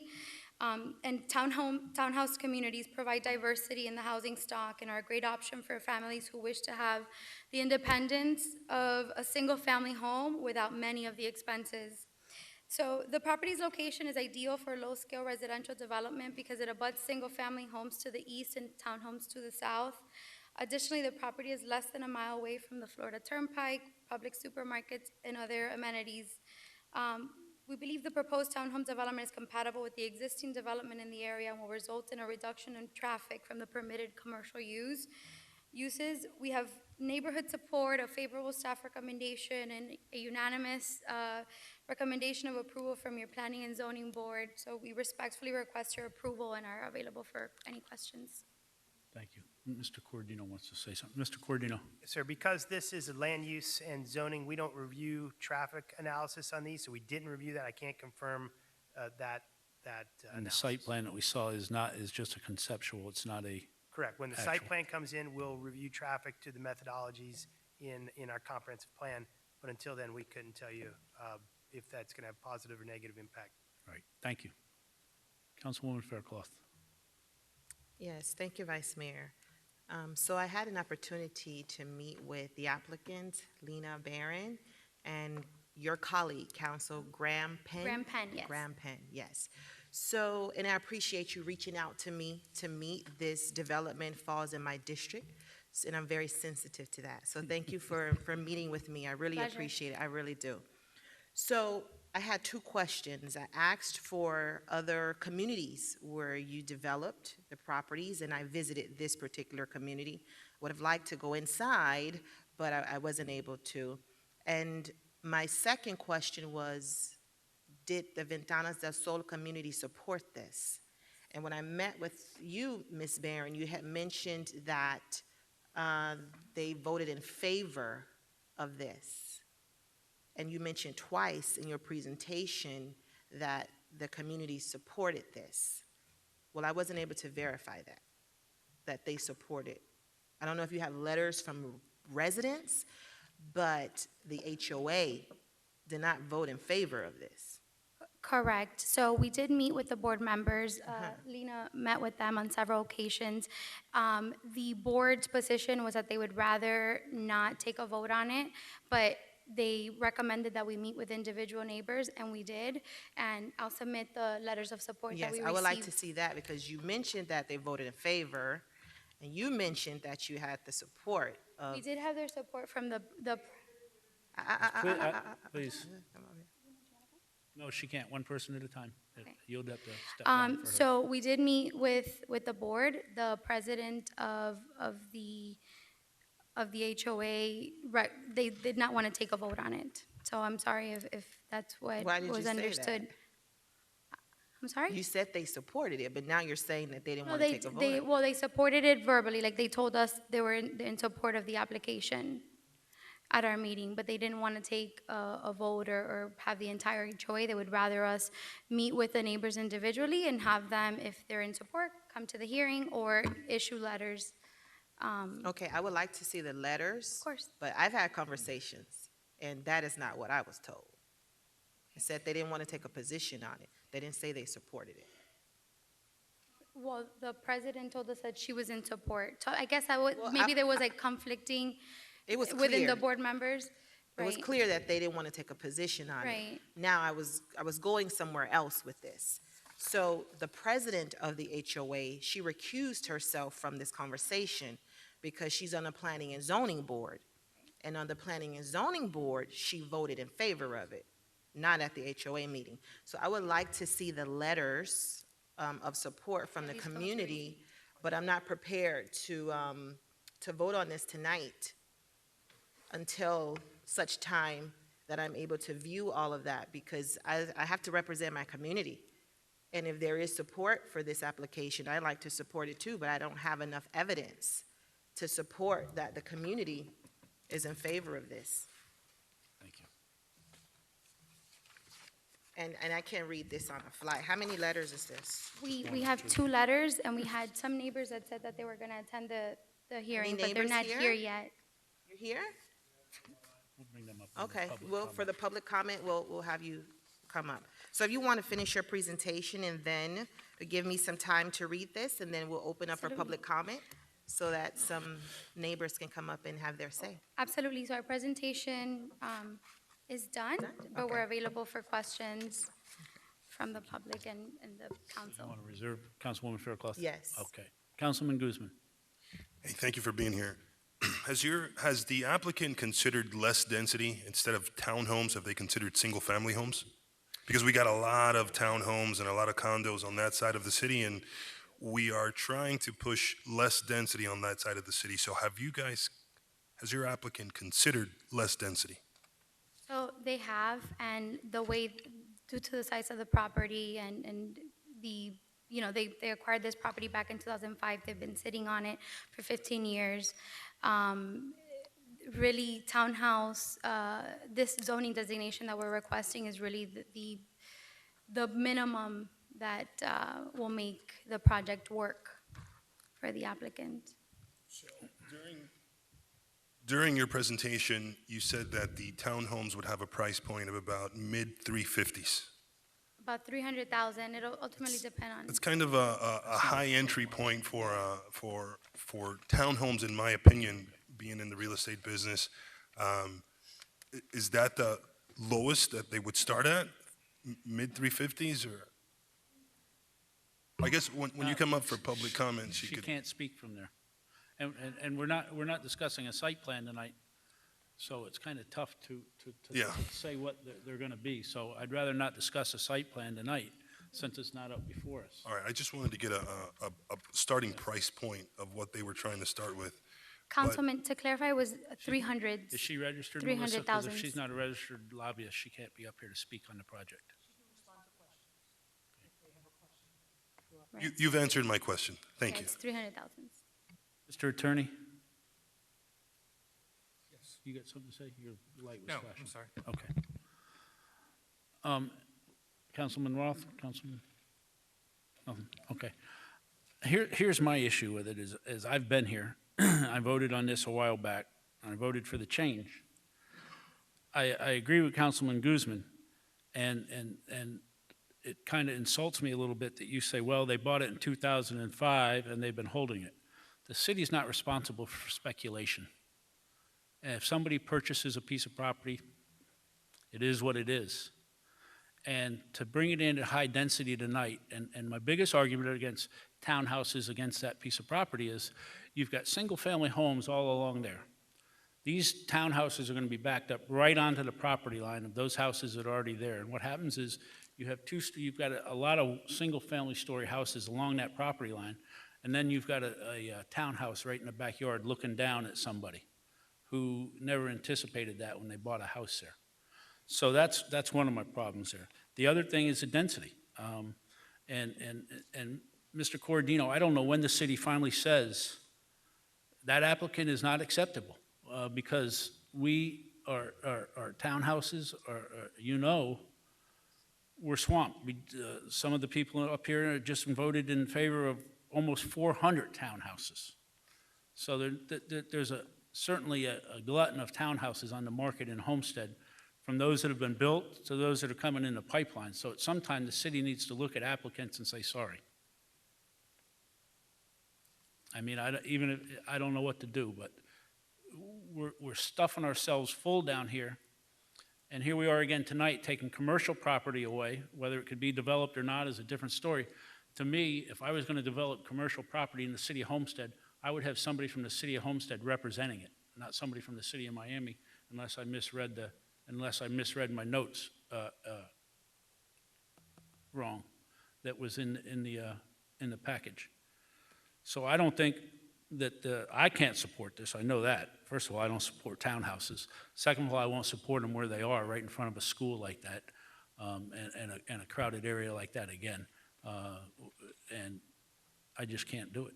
So I don't know if the council wants to continue on tonight and vote, or what the will of the council is, but I would like to bring up the public comment if we could at this time and reserve the rest, because I see some people in the back that want to speak. So I will now open this to public comment. Anybody for or against this project? When you come up to the podium, Vice Mayor. Please come up, state your name and your address and your comments.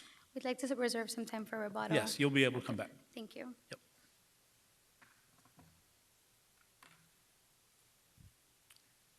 Here with good news. Same old, right? Edward Powell, 745 Southeast 18 Lane. Well, there was an article in last week's South Day News Leader about a certain council person that way back when was concerned with development, and he was against it, or that person, was against it. Well, that same article said there was a concern about traffic. Wow, aren't we all concerned about traffic? It's absolutely ridiculous, okay? I drive Maui every day. First of all, let's go back. I was on planning and zoning before there was even a house there. When they built the Everglades Prep, we told them in their documents they had to put up 2 red lights, one on each end, Kingman and Farm Life. You see a light there? There is no light. Farm Life is an absolute disaster. It's 4-lane right there. It narrows down to 2, and then people turning to go west on Maui. You drive it, it's ridiculous. So you're going to add, what, 200, another 150 cars trying to get out of there? If nothing else happens, first of all, why not single family? Well, it's because they have townhouses south of them. You want to hear the issues we've had with townhouses? The break-ins that Northgate had for a whole year until they finally caught these kids? And that place went bankrupt as well. And I don't know, real estate-wise, the advantage of that townhouse, I don't think it's very good. So what, you're going to put 300,000 townhouses next to 150,000 townhouses and $400,000 single family? It's absurd. And then you got the property across the street. You had 360 Radio was going to put up a cell tower. Who knows what's going to go back in there? This property, when I was on planning and zoning, went to commercial, and there was an owner who was going to put self-storage units. Wonderful idea. Didn't happen. Economy went to heck. They bailed. Nothing happened to it. But to take that property and load it up, you want to find out how 300 and some people in Northgate think about more density and more townhouses? We're going to see another 1,000 coming at us from the back 9 of the golf course. Just wait and see. We've got so many townhouses getting thrown at us in a little area. It is completely absurd, the question to even consider it. And for Development Services to bring it up is a violation to me of everything we stand for in this city. And they don't live here, and he doesn't care. Thank you. Mr. Cordino. The applicant applied for this. It's not a Development Services initiated application. Understood. I would just say to those comments, I fought for red lights at both ends of Mallory numerous times with Mr. Brea, who's not here tonight, and they were both, every time we went to the county, they were denied by the county who runs those roads. Instead, their alternative was to give us a light at Pacific Boulevard at that time, so there was no light allowed by the county, not by the city. It had anything to do with it. We tried our hardest. Thank you. Next, please. Name and address for the record. Good evening, how you doing?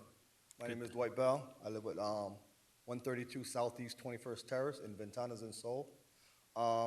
We have spoken to our neighbors along that property line that's adjacent to the property that's in question, and none of my neighbors are in favor of it.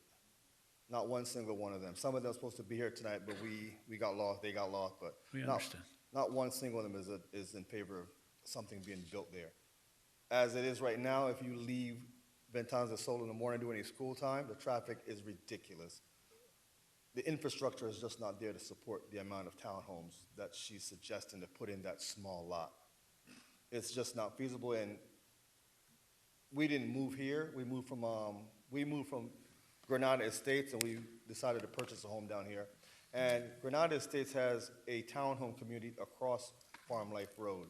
And we moved out of there because the crime was rampant. The church there was being burglarized. Our neighbors that lived on that back road when you enter, the crime was just ridiculous.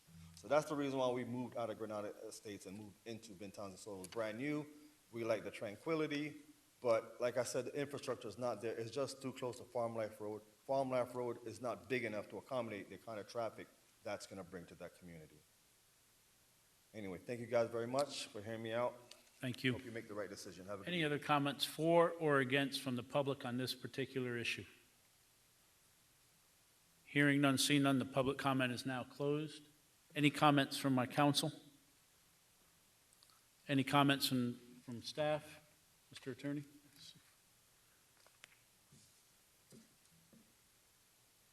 So I think there's a small time reserved to address you before you close it. Okay. I just wanted, before we vote on this, it's a little out of order because we have quasi-judicial first and then legislative matters second.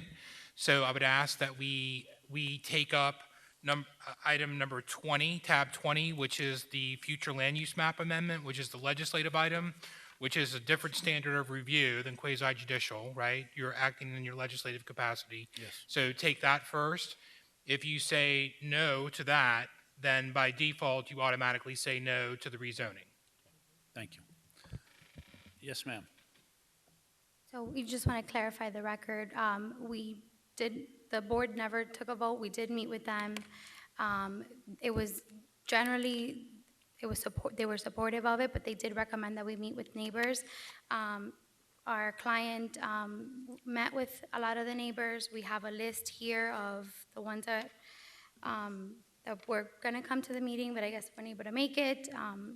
What we would like to do is, again, we came to the Planning and Zoning Board hearing. There was no neighbor opposition. This is the first we hear of neighbors, not being supportive of the project. We would like to defer the item to the next council meeting so that we get an opportunity to meet with the neighbors, hear out their concerns, and discuss with our client the different comments we've heard from the council this evening. Are you asking for a deferral? Yes, of both of the items. Is there a motion for deferral? Is there a second? No second. Motion dies. So we will be voting on tab 20 tonight to start the process. Madam Clerk, call the roll. I need a motion in a second. Oh, I'm sorry. Is there a Please. motion for tab 20? Moved and seconded. Councilwoman Bailey? Hang on, Councilwoman Fairclough? Vice Mayor, if I may, can I ask for a deferral with leave to amend? I think that it's pretty clear from the council. I think they want to move forward tonight without a deferral. We'd really like the opportunity to meet with the neighbors that came this evening. Call the roll. Councilwoman Bailey? Councilman Guzman? Councilman Roth? No. Councilwoman Fairclough? Vice Mayor Burgess? No. The motion fails. No need to do tab 13, Mr. Attorney? Yes, still need to. We still need to vote on it? Okay. Is there a motion for tab 13? Moved? Seconded. Madam Clerk, call the roll, please. Councilman Guzman? No. Councilwoman Fairclough? No. Councilman Roth? No. Councilwoman Bailey? Vice Mayor Burgess? No. Motion fails. Thank you. Thank you. Thank you. Thank you. Tab 14.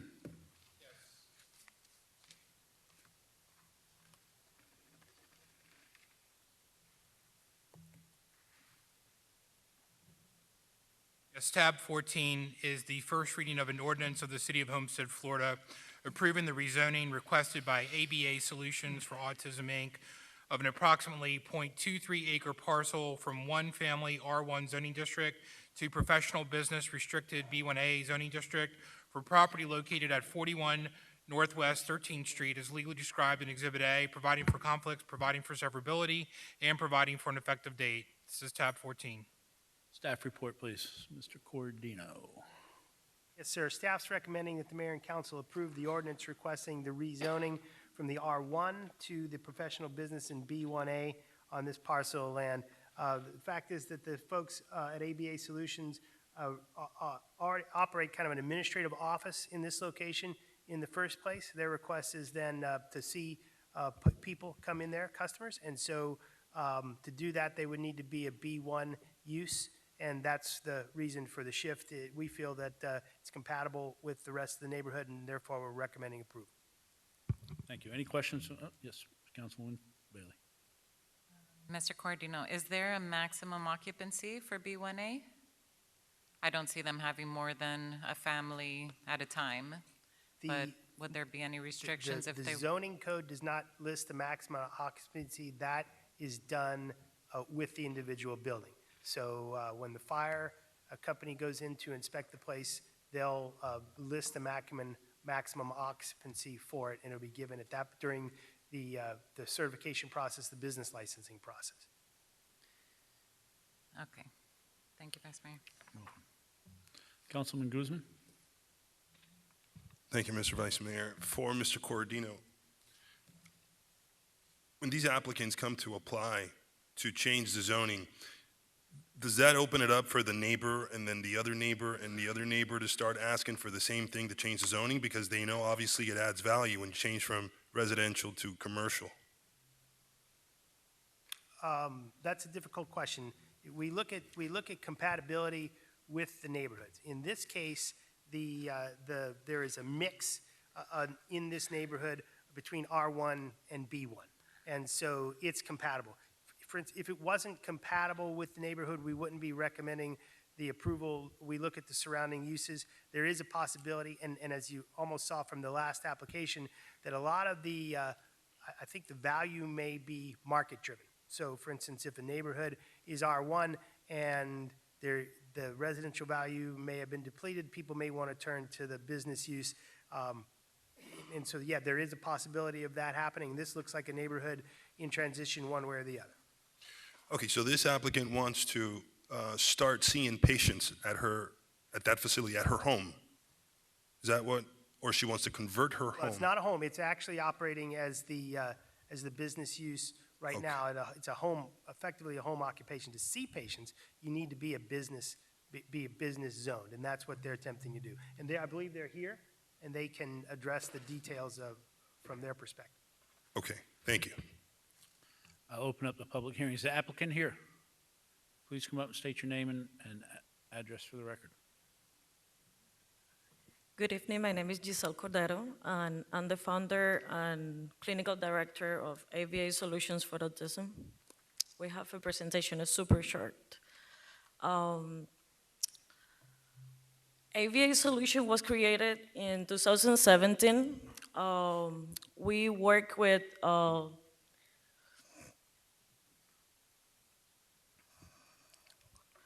we basically work with children with autism and special needs. I created the company in 2017 as a really small project.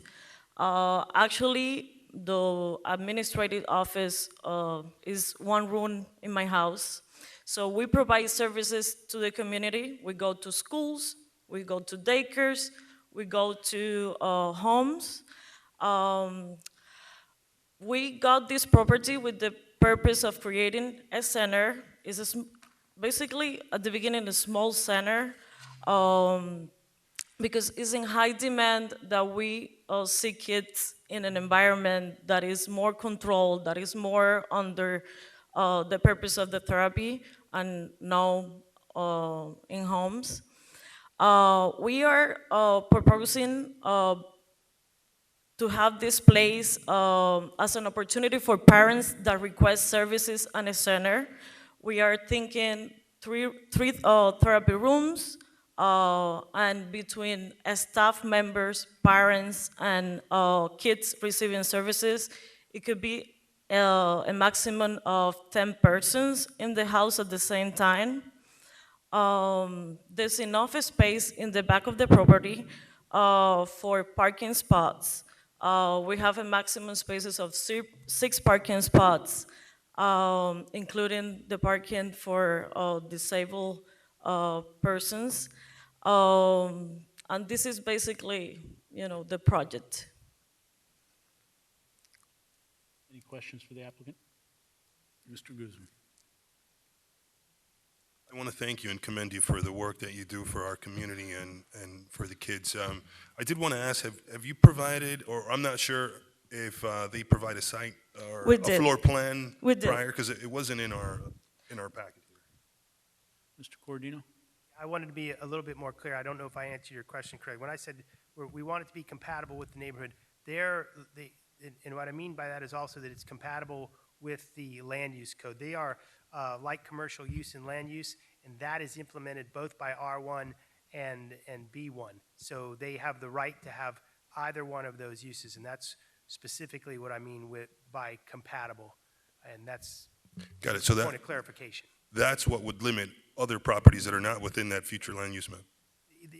That's what would limit other properties that don't have that land use designation.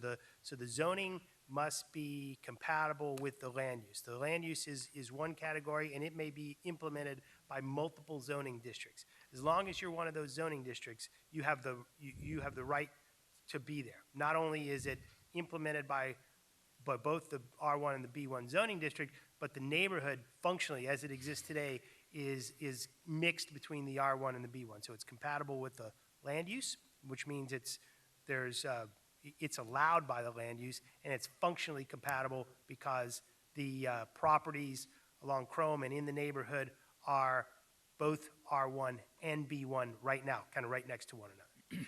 Okay, thank you, Mr. Cordino. And for the applicant, you said that this is where you currently live, so you're No, I don't live there, no.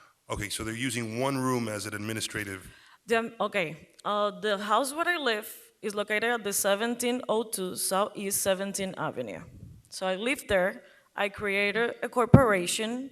I kind of came to the city of Homestead. I asked for all permissions and all of that. So I have a little office in one room in my house, okay? I don't receive patients at my house. I don't have a permission to receive patients at my house. We go out to the community. We got this property, the property located at 41 Northwest 13th Street, with the purpose of having this center. Mm-hmm. Got it. So going back to the floor plan, you said you have that, I have the site plan, yeah. the site plan. For some reason, it's not in my packet here. Mr. Cordino? We didn't ask for one, it's not part of this application, we didn't review one. This is merely the zoning change, and next step would be the site plan. Got it. Thank you, Mr. Cordino. Thank you, Mr. Mayor. Any other questions from council? My question, I guess, to staff is, there's representation of 6 parking spots. Are those on property, on the road? On property, on property. On the premise? The backyard, yeah. Okay. I believe there's on-street parking as well, but I don't think that was counted as part of the 6. So you don't think that there would be a problem with ample parking at this particular address? No, not with 6 spaces, I think they're okay. Did we measure the parking? Yeah, we didn't measure it at this stage, we would do that also at the site plan phase. Correct. Okay. All right. Thank you. Anything else from the applicant? Okay. Councilwoman Fairclough.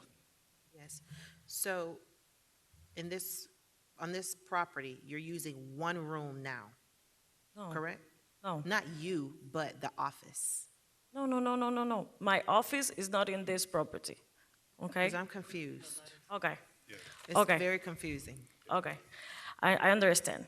Back in May 2017, I create ABA Solutions in the house where I live, right? Okay. My administration office, okay, is only me and my assistant in a room in my house, located at the 1702 Southeast 17th Avenue. Okay, Oh, so it's that not, wasn't clear in it's the not letter. here. No, Okay. it wasn't clear in the letter. Okay. Last year, we purchased this property, okay, located in the 41 Northwest 13th Street, with the purpose of creating this center. But right now, we're not seeing any kids here, we're not using. So there's no activity there There's now? no. Okay. No. Okay, so you are correct, there is a high demand for ABA therapy. High demand, you see it, the support coming in schools all the time. How many clients do you have? Right now, we have around 20 clients, and between 10, 15 behavior therapists working out of the community. So you're going principally now into schools or their homes? Both depends of if the kids are young, it depends if the kids go to public schools or private schools, because some schools let you go in and provide services, and while Right, and the some kid, schools don't. some schools Yes, don't. it's up to the administrator to give So you that sometimes permission. you don't have a lot of availability by the parents. Right. You know. What I'm trying to do is I'm trying to determine or forecast the demand or the traffic that will come to this site. So is there a huge demand for support at a center versus at school or their home? Is that the reason why you're coming to request this? Because there is a demand for it? There is a demand. But of course, because we're not gonna be a big center, we're only gonna have around 3 rooms. That means 3 staff, with each one with a kid. We're not expecting a lot of traffic, because let's pretend you have your child and your child goes to a daycare or to school, and they finish school around 3 or 2 or 1:50. So we're expecting the traffic in the afternoon hours until 6. We're planning to be open until 6, so it's gonna be 2-3 hours. Yeah, that was my next question, your hours of operation. Hours of operation are gonna be from Monday through Friday, from 9 a.m. to 6 p.m., just to be able to provide that opportunity for the kids after school, so they could come to the therapy. And therapy is recommended, like ABA therapy is recommended at a very high intensity, what it means like 3 to 2 hours, because it's not a lot that you can do in 1 hour. So I'm expecting to have sessions, for example, like if I have a kid that is willing to come, he will come Monday, Tuesday, and Friday. But only one kid is gonna be using that Right. room for that specific Yeah, I'm time, very for the familiar 2-3 with ABA. hours. Yeah, yeah. I'm very Mhm. familiar with ABA therapy because I have therapists coming to my school. I was just trying to forecast the demand, the traffic, and the hours, but you've answered that, so thank you. Okay, you're welcome. Thank you. Any other questions from the, Yes, Mr. Guzman? Thank you, Mr. Vice Mayor. I was searching online for your website. Could you provide me with the web address for, do you have a website that you're currently using? No, no, Okay, okay, thank you. you're welcome. This is, Mr. Roth. Yes, sir, Councilman Roth. Thank you, Vice Mayor. Mr. Cordino, that property is directly west of the commercial businesses, is fronting Chrome Avenue. Yes, sir. The one to the north and the one to the west of the one that they're trying to rezone, we know what designations they have right now? The north is B1A, the west is R1. Okay, so directly west of the property Is R1, is R1 as well, correct. and B1A, B1A is to the north. There, to the north of that site, there are, of the first four properties moving east to west, are, three of them are B1A, one of them in the middle is R1.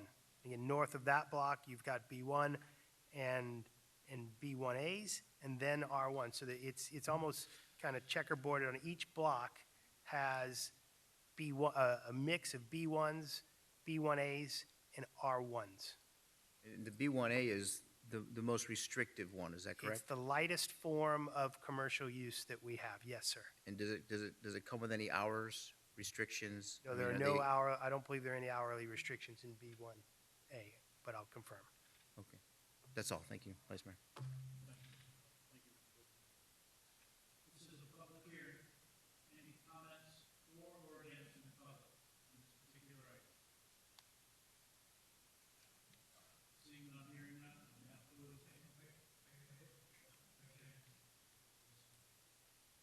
This is, just for clarification purposes, because I know it can get a little confusing sometimes, but just to echo on some of the comments from Mr. Cordino.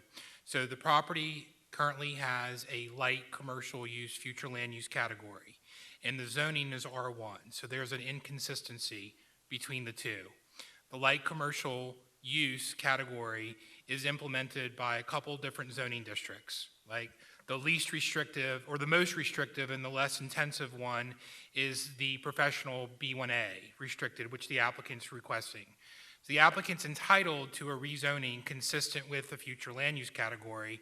So out of all the categories, this is the least restrictive. So just wanted to reiterate that for the record.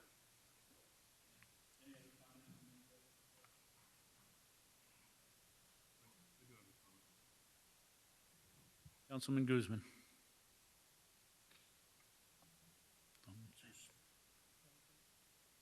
So to staff, if we're voting on a zoning change tonight from light commercial to, no.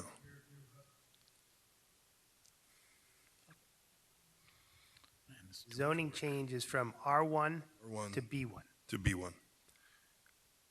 Whatever happens in that vote, does the applicant then have to come before us to present something further, a site plan? Or can she just stay in business the way she's been doing business? They would not have to come and do a site plan because it already exists. Mr. Attorney, is that correct? Sorry to answer that question at this juncture. It's an existing home that's being converted to a medical office or some type of office, a professional office. So if there's not any changes or add-ons, those types of things would necessitate a site plan to be reviewed. It's likely that if there are minor changes to this, that it would just be handled administratively as an administrative site plan approval. And I don't even know if that would necessitate a site plan if they're not making any changes to the existing structure and the existing layout as it exists. The next step, if there is no site plan, then it moves into the building side of the department, where they would go get a business license, or get inspected for mechanical, electrical, and plumbing.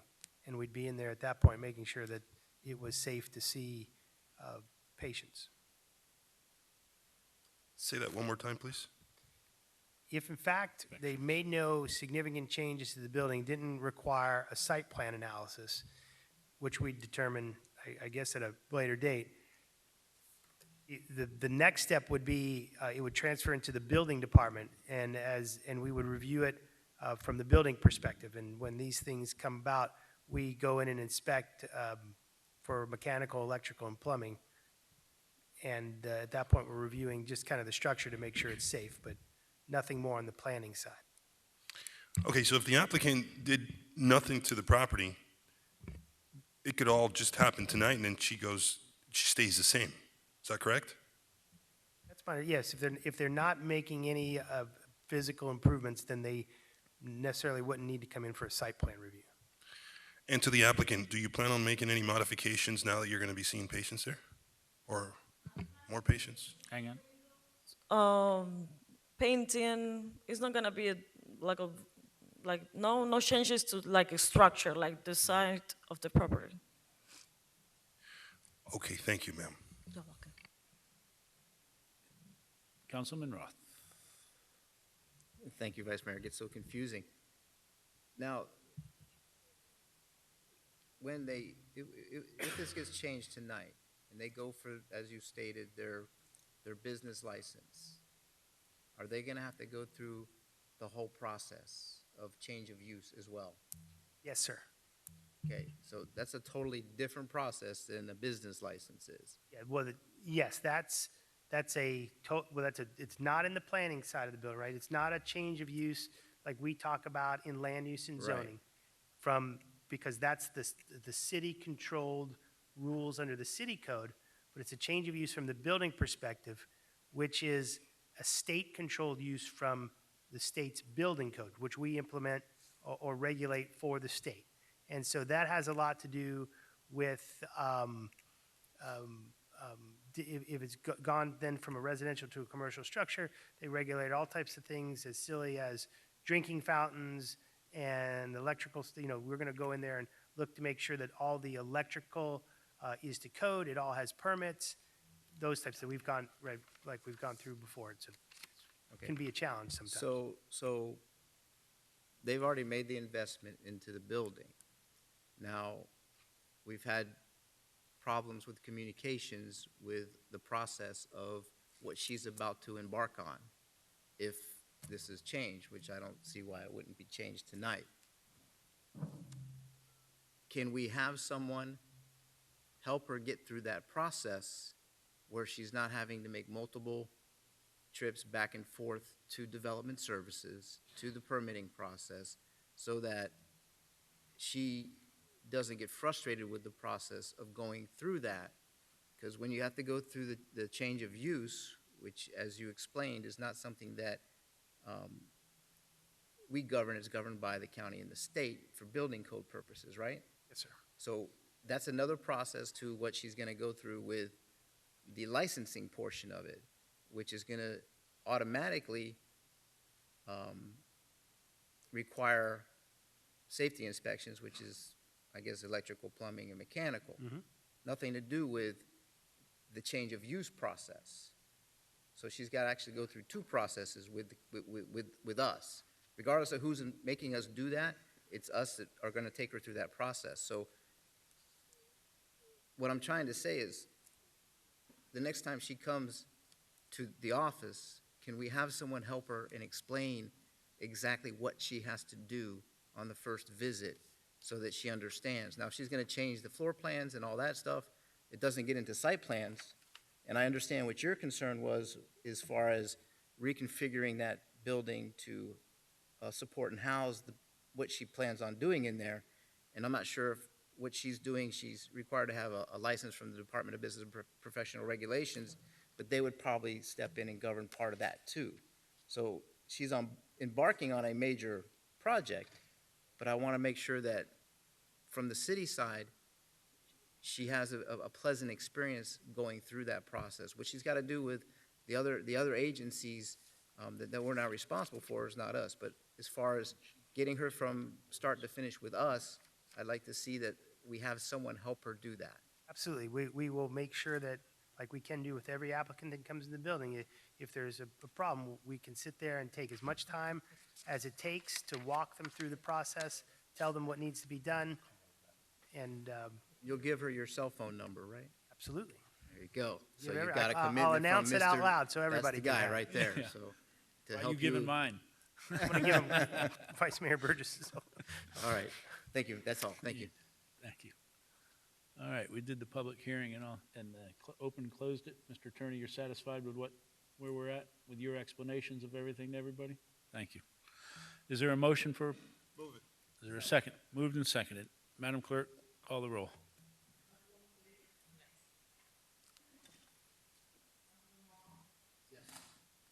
Councilwoman Fairclough? Yes. Councilman Guzman? Yes. Vice Mayor Burgess? Yes. The motion carries. Thank you. Thank you. Thank you for your help in the community, too, with the children that need it. On to tab 15. Actually, 15, 16, and 17 coincide together. Mr. Attorney, if you want to read all of those, we can take them as a group. Yes, Vice Mayor, certainly. So tab 15, 16, and 17 all pertain to a proposed new 7-Eleven convenience store gas station facility. Tab 15 is a resolution of the City of Homestead, Florida, approving a special exception requested by 7-Eleven, Inc. to permit an approximately 3,109 square foot convenience store with 16 self-service ancillary gas pumps for property generally located on the southwest corner intersection of Northeast 8th Street, Campbell Drive, and Southwest 147th Avenue as legally described in Exhibit A and providing for an effective date. Tab 16 is the corresponding site plan application. It's a resolution of the City of Homestead, Florida, granting site plan approval for an approximately 3,109 square foot convenience store with 16 self-service ancillary gas pumps for a property generally located on the southwest corner intersection of Southeast 8th Street, Campbell Drive, and Southwest 147th Avenue as legally described in Exhibit A, providing for an effective date.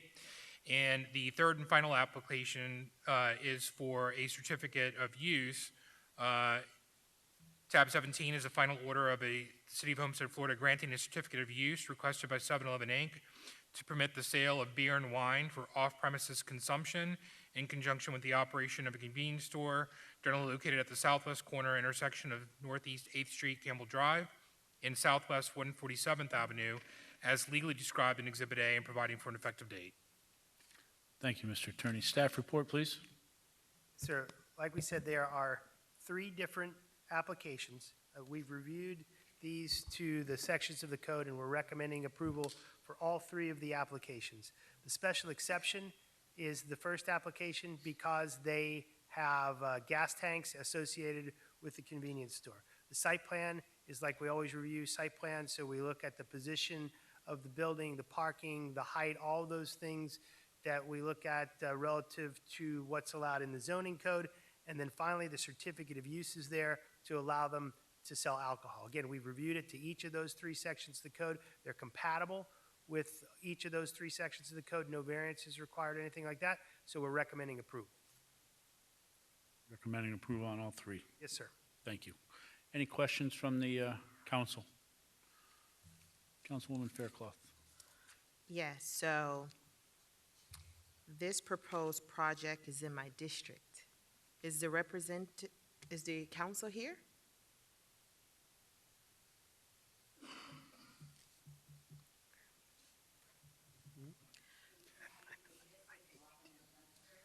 Or 50 East Los Olas Boulevard, Fort Lauderdale. So is this your first time working in Homestead? Or coming before this council? Yes, it is. Oh, maybe that's why. Because before any projects come in my district, I'd like to meet with the applicant to make sure that it's a quality product, and so that we can have some conversations about the proposed project coming into my district. And when Racetrack came, they got it right, because I met several times with them. And as a result of those conversations, we got a better product. Do we need another gas station, a big box with gas pumps where you just get your gas and go? I'm not really in favor of that. I know there was a 7-Eleven in the Southwest community, and it left. It closed and went somewhere else. And just looking at what you just presented here, it's just another box. So I would like to have a conversation to talk about this, because just from looking at it, I'm not particularly fond of what I see. But I would like for us to get this right, and I would like to have conversations about this project coming into my community before I can support this. And I can't do that tonight because I haven't had that opportunity to do that. So in keeping with my policy, I can't engage in any conversation with about this tonight. The site plan that was in my packet, I couldn't even make that out. It was black and white. It was very poor quality. I couldn't make it out. So I'm going to ask for a motion to defer until such time we have a conversation to talk about this and make sure we get this right coming into my district. That sounds fine. Whatever you prefer, we'll meet with you, and we'd be happy to. Yeah, motion to defer. Moved and seconded. For all three. Everything. Oh, Right. Is there any comments? 15, 16, and 17. Any other comments from the council? Okay, there's been a motion and a second. Madam Clerk, call the roll. Yes to defer. Councilman Roth? Yes. Councilman Guzman? Yes. Councilwoman Bailey? Vice Mayor Burgess? Yes. Motion carries. Thank you, and we'll be in Thank you. touch. Thank you very much. Madam Clerk, could you make sure that she has one of our business cards, Yes. everybody, so she's able to freely contact us as necessary? Thank you. Thank you very much. So, it's 15, 16, 17, 18, 19, tab 21.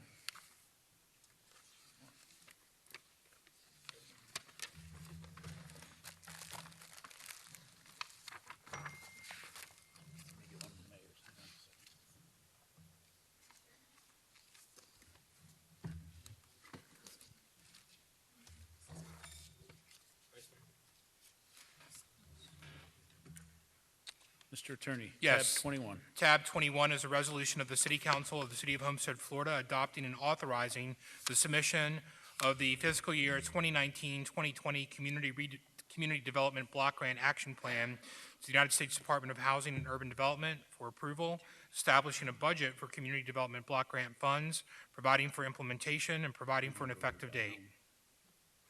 Staff report, please. Hang on one second, Calvin. Let me get you. All right. Okay. Yeah, we originally brought this to you last month, and the council voted to change one of the activities from public services for the elderly to public services for STEM, science and technology, engineering, and medical for low-income students. So that triggered a requirement for re-advertisement and an additional 30-day public comment period. So this is a culmination of that second advertisement. And I would also like to point out this technically is a public meeting. So if there's anyone here that wants to comment on this, we should provide them an opportunity to do that. Okay, any questions from the council at this time? Councilwoman Bailey. Thank you, Vice Mayor. Well, I just wanted to say that I'm very excited about the change to STEM. We've seen some great results, and thank you, Councilwoman Fairclough, for suggesting that. It was a wonderful idea. I was very interested in seeing that you had a database, this is for staff, on all the nonprofit and community service providers. I would love if you could share that with me. It's something that I've been working on, putting together myself, so I would love to see. It states here in the summary of citizen participation that there was a database that was used. Is that for you? No, that's actually with us. Oh, I'm sorry. That's okay. Well, we borrowed their database and they borrow ours, so we go Okay. back and forth. But yeah, we can absolutely Is send that it to something you could share? Yeah, absolutely. And also, when you review the database, if you see something that needs to be added, please let us know, because Okay. we're always trying to refine it, so. Fantastic. And my last question is with the summary of public comments. Are those only public comments that occurred during council meetings or different programs when you were out in the community? That's specifically for comments within the public comment periods and meetings that we would have during the time frame. So, yeah, that's not during the year. It's specifically during the comment period. Okay. Yeah. And so far, we haven't had any that I'm aware of. Thank you very much. Thank you, Vice Mayor. You're welcome. Thank you. This is a public hearing. Is anybody from the public that would like to come up and make a comment about this particular item? Tab 21. Seeing none, hearing none, I will now close the public hearing. Is there any further comments from the council? Is there a motion? Move it. Second? Moved and seconded. Madam Clerk, call the roll, please. Councilwoman Bailey? Councilman Guzman? Yes. Councilwoman Faircloth? Yes. Councilman Roth? Yes. Vice Mayor Burgess? Yes. The motion carries. Okay, tab 22. Tab 22. Hang on, James. Go ahead. Yes, tab 22 is a resolution of the City Council of the City of Homestead, Florida, approving the purchase of electrical cable through use of the Florida Municipal Power Agency ITB 2018-006, accepting purchase from competitive bidding pursuant to City Code Section 2-411.1A5, authorizing additional purchases, providing for implementation, and providing for an effective date.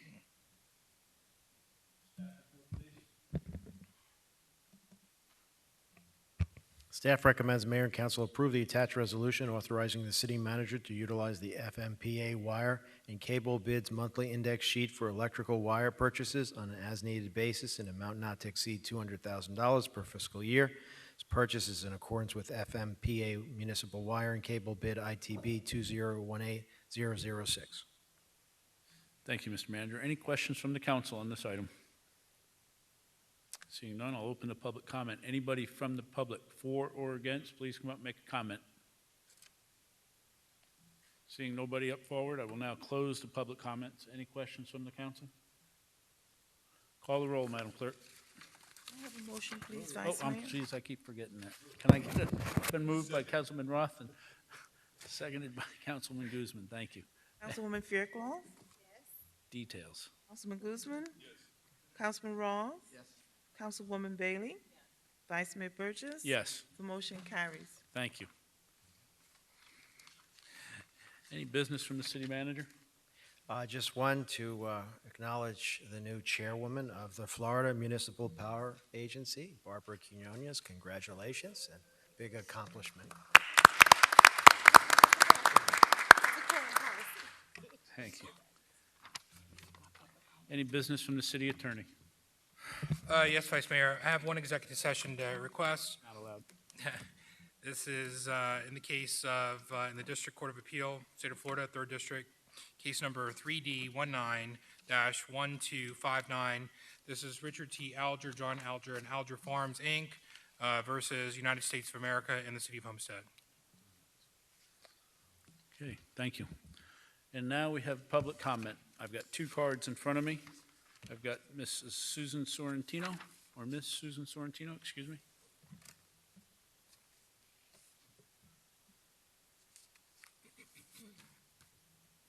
Hi, Susan Sorrentino, 2610 Northeast 3rd Drive. I'm an artist, and I'm never going to stop talking about we need art in our community. There's not a single gallery. You're opening all these new homes with bare walls. So I know there's art in public places, money, been accrued from all this building. Where is it? I was told that it's being borrowed for other things other than art, and that it will be repaid at some point. Well, come on, guys, let's get honest about this. I was at a meeting last month, and all of you voted yes on tab 9, their submission of a cultural facilities grant for the cyber library. You requested $500,000 grant and had to secure it with a $1 million matching funds. Was that Art in Public Places money to go to the cyber library? When you're developing a budget for 2020, let's put Art in Public Places money, if you have to audit it or whatever, let's see what it is. It's supposed to be $1.7 million from what I hear. If it is, let's renovate the old library. Let's make that an art center that we can all be proud of. Maybe Art Center, Tourist Information Center. Let's get some of that tourism money to help support the arts. You know, artists need something in this community. So please help to get that done. Thank you. Thank you. Next, Mr. Kim Hill.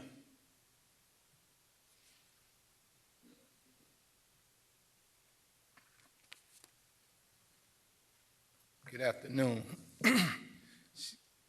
She just hit it right on the head. She's talking about a budget. When I look into this budget, Mr. Burgess, I see that we spent $2.7 million paying a law firm.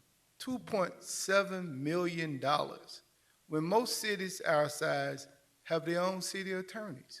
Wouldn't it be cheaper for us just to have our own city attorneys, George, instead of paying $2.7 million 1 year out to a private firm? Doesn't make any sense. Then we have a big salary from George over here.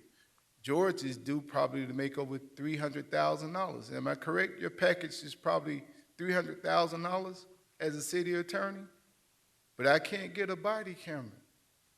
I can't get a body camera when we're going to pay 2.7. We just had someone come up, and they were just the city attorney, and they were talking about a lawsuit up under the city attorney time, and we're going to pay these lawyers 22% of that. But if we had city attorneys, like they do in Atlanta, a whole slew of city attorneys, which they don't pay $2.7 million per year to handle legal predicaments within that city. Now, the other thing that seems a little cautious, I want to speak with you about, George, and I don't have a dog in this fight, but I was reading the newspaper, and you and Steve Shiver seemed to have it out. And there were some things that were taking place that it seems as though anytime someone steps up and addresses their government, they get policemen running all around them. I'm a public school teacher, and I've addressed my grievances with the city government, and I've been harassed. I'm in court with you guys now. It doesn't make any sense. Oh man, time is getting me. But I would love to have that dialogue with you, because it just doesn't look right for a city manager to come up and address the city council about a private citizen. I'm not a Steve Shiver fan or anything, trust me, but I'm just looking out for the good of everyone who addresses the city government. Seems as though Mr. Rose should have been addressing the city council, and these were allegations from what I see, because we're maligning and besmirching a person's character without having any solid facts in an investigation. I mean, you all can give me some clarity. You can speak on this after I sit down, because I'm quite sure you won't have a dialogue with me. But give me some clarity on this. I'm looking out for anyone that steps up here. Thank you, Mr. Hill. Thank you. All right. George, you good? Councilman Guzman. Great meeting today, Mr. Vice Mayor. I didn't have a question. I'm sure some people aren't agreeing with you right now. I hit the no button the most I've ever hit it tonight. Any comments? You're good? Thank you. Councilman Bailey, any comments? No, thank you. I'm good too. Thank you. Councilwoman Faircloth. I know you got something to say. Oh, I have something to say. I just wanted to publicly announce again that we have no D or F schools in the city of Homestead when the Florida Department of Education results were released. Again, for a second year in a row, we have no D or F schools. Our schools are performing better than they have ever performed. And I'd like to thank the administrators, the teachers, the parents, and our education committee for the direct support that we have provided to all of our schools. I'm really excited about that. At our next council meeting, I will bring South Dade Senior High School, who has earned a B school in a 22-year history of school grades. So we will be recognizing them in August. Additionally, on August 2nd, we will be having our VIP shoe shopping experience for students in this community. We had over 600 students registered to participate. There is a huge need in the community to support our students for back to school. Unfortunately, we cannot accommodate over 600 students, but those students that are selected, they will be receiving an email by Monday of their selection. And finally, for residents who reside within the Oasis community, we will have a back-to-school supply drive and luau party on August 10th from 11 a.m. to 2 p.m. If you reside in the Oasis community, please join us on August 10th for a back-to-school supply and luau party. And my colleagues, if your schedule permits, please join us at the Oasis Clubhouse on August 10th from 11 to 2. Thank you, Vice Mayor. Thank you. And while you're on the education concerns there, we've got 4 appointments to the Education Advisory Board. We've got Ms. Christina Barcinas, I believe it is, Nancy Garcia, Elena Horowitz-Lopez, and Brandy Ramirez. Yes. And I would need a motion and a second to get those people appointed. Moved and seconded. All in favor? Aye. Aye. Thank you. Thank you. Councilman Roth. You forgot me. Thought you forgot me. Thank you, Vice Mayor. Just one thing. SOS, along with This Is for the Kids, Inc., are collecting much-needed school supplies in conjunction with their backpack program that they're going to be doing. October's after school starts, right? Yeah. It's August the 3rd, which I thought was the same date as yours. Actually, it is August 3rd, yes. I think you said August 2nd, but it's August the 3rd. And you can drop off school supplies, notebooks, paper, pencils to either the Kai's Real Estate Company office, Texas Roadhouse in Florida City, which is always stepping up to help out this community. Unbelievable what they do down there. And also at SOS at the police station. So if you want to drop anything off, we're taking things up until August the 2nd for that back-to-school backpack program. That's all. Thanks, Vice Mayor. Thank you, Councilman Roth. Council, in your package, you received under my business a item that says sidewalk dining.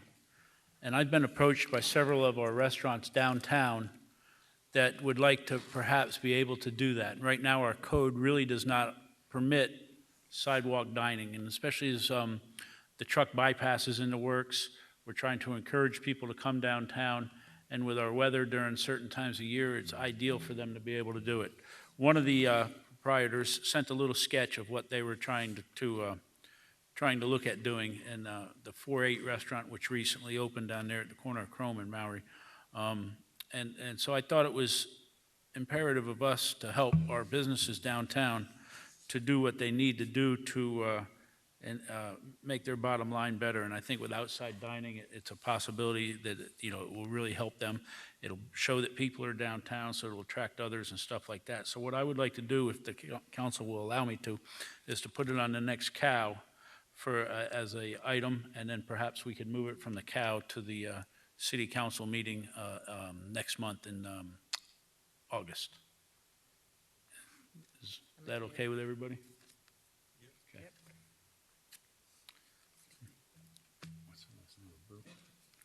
And I would be, if I did not say hello to Mr. Jorge Abreu, the Executive Director of the Farm Bureau, we would all be in bad trouble at one time or another. So thank you for coming out and sitting through tonight. We appreciate all that you do for our community and the surrounding community on a daily basis also. So thank you, sir.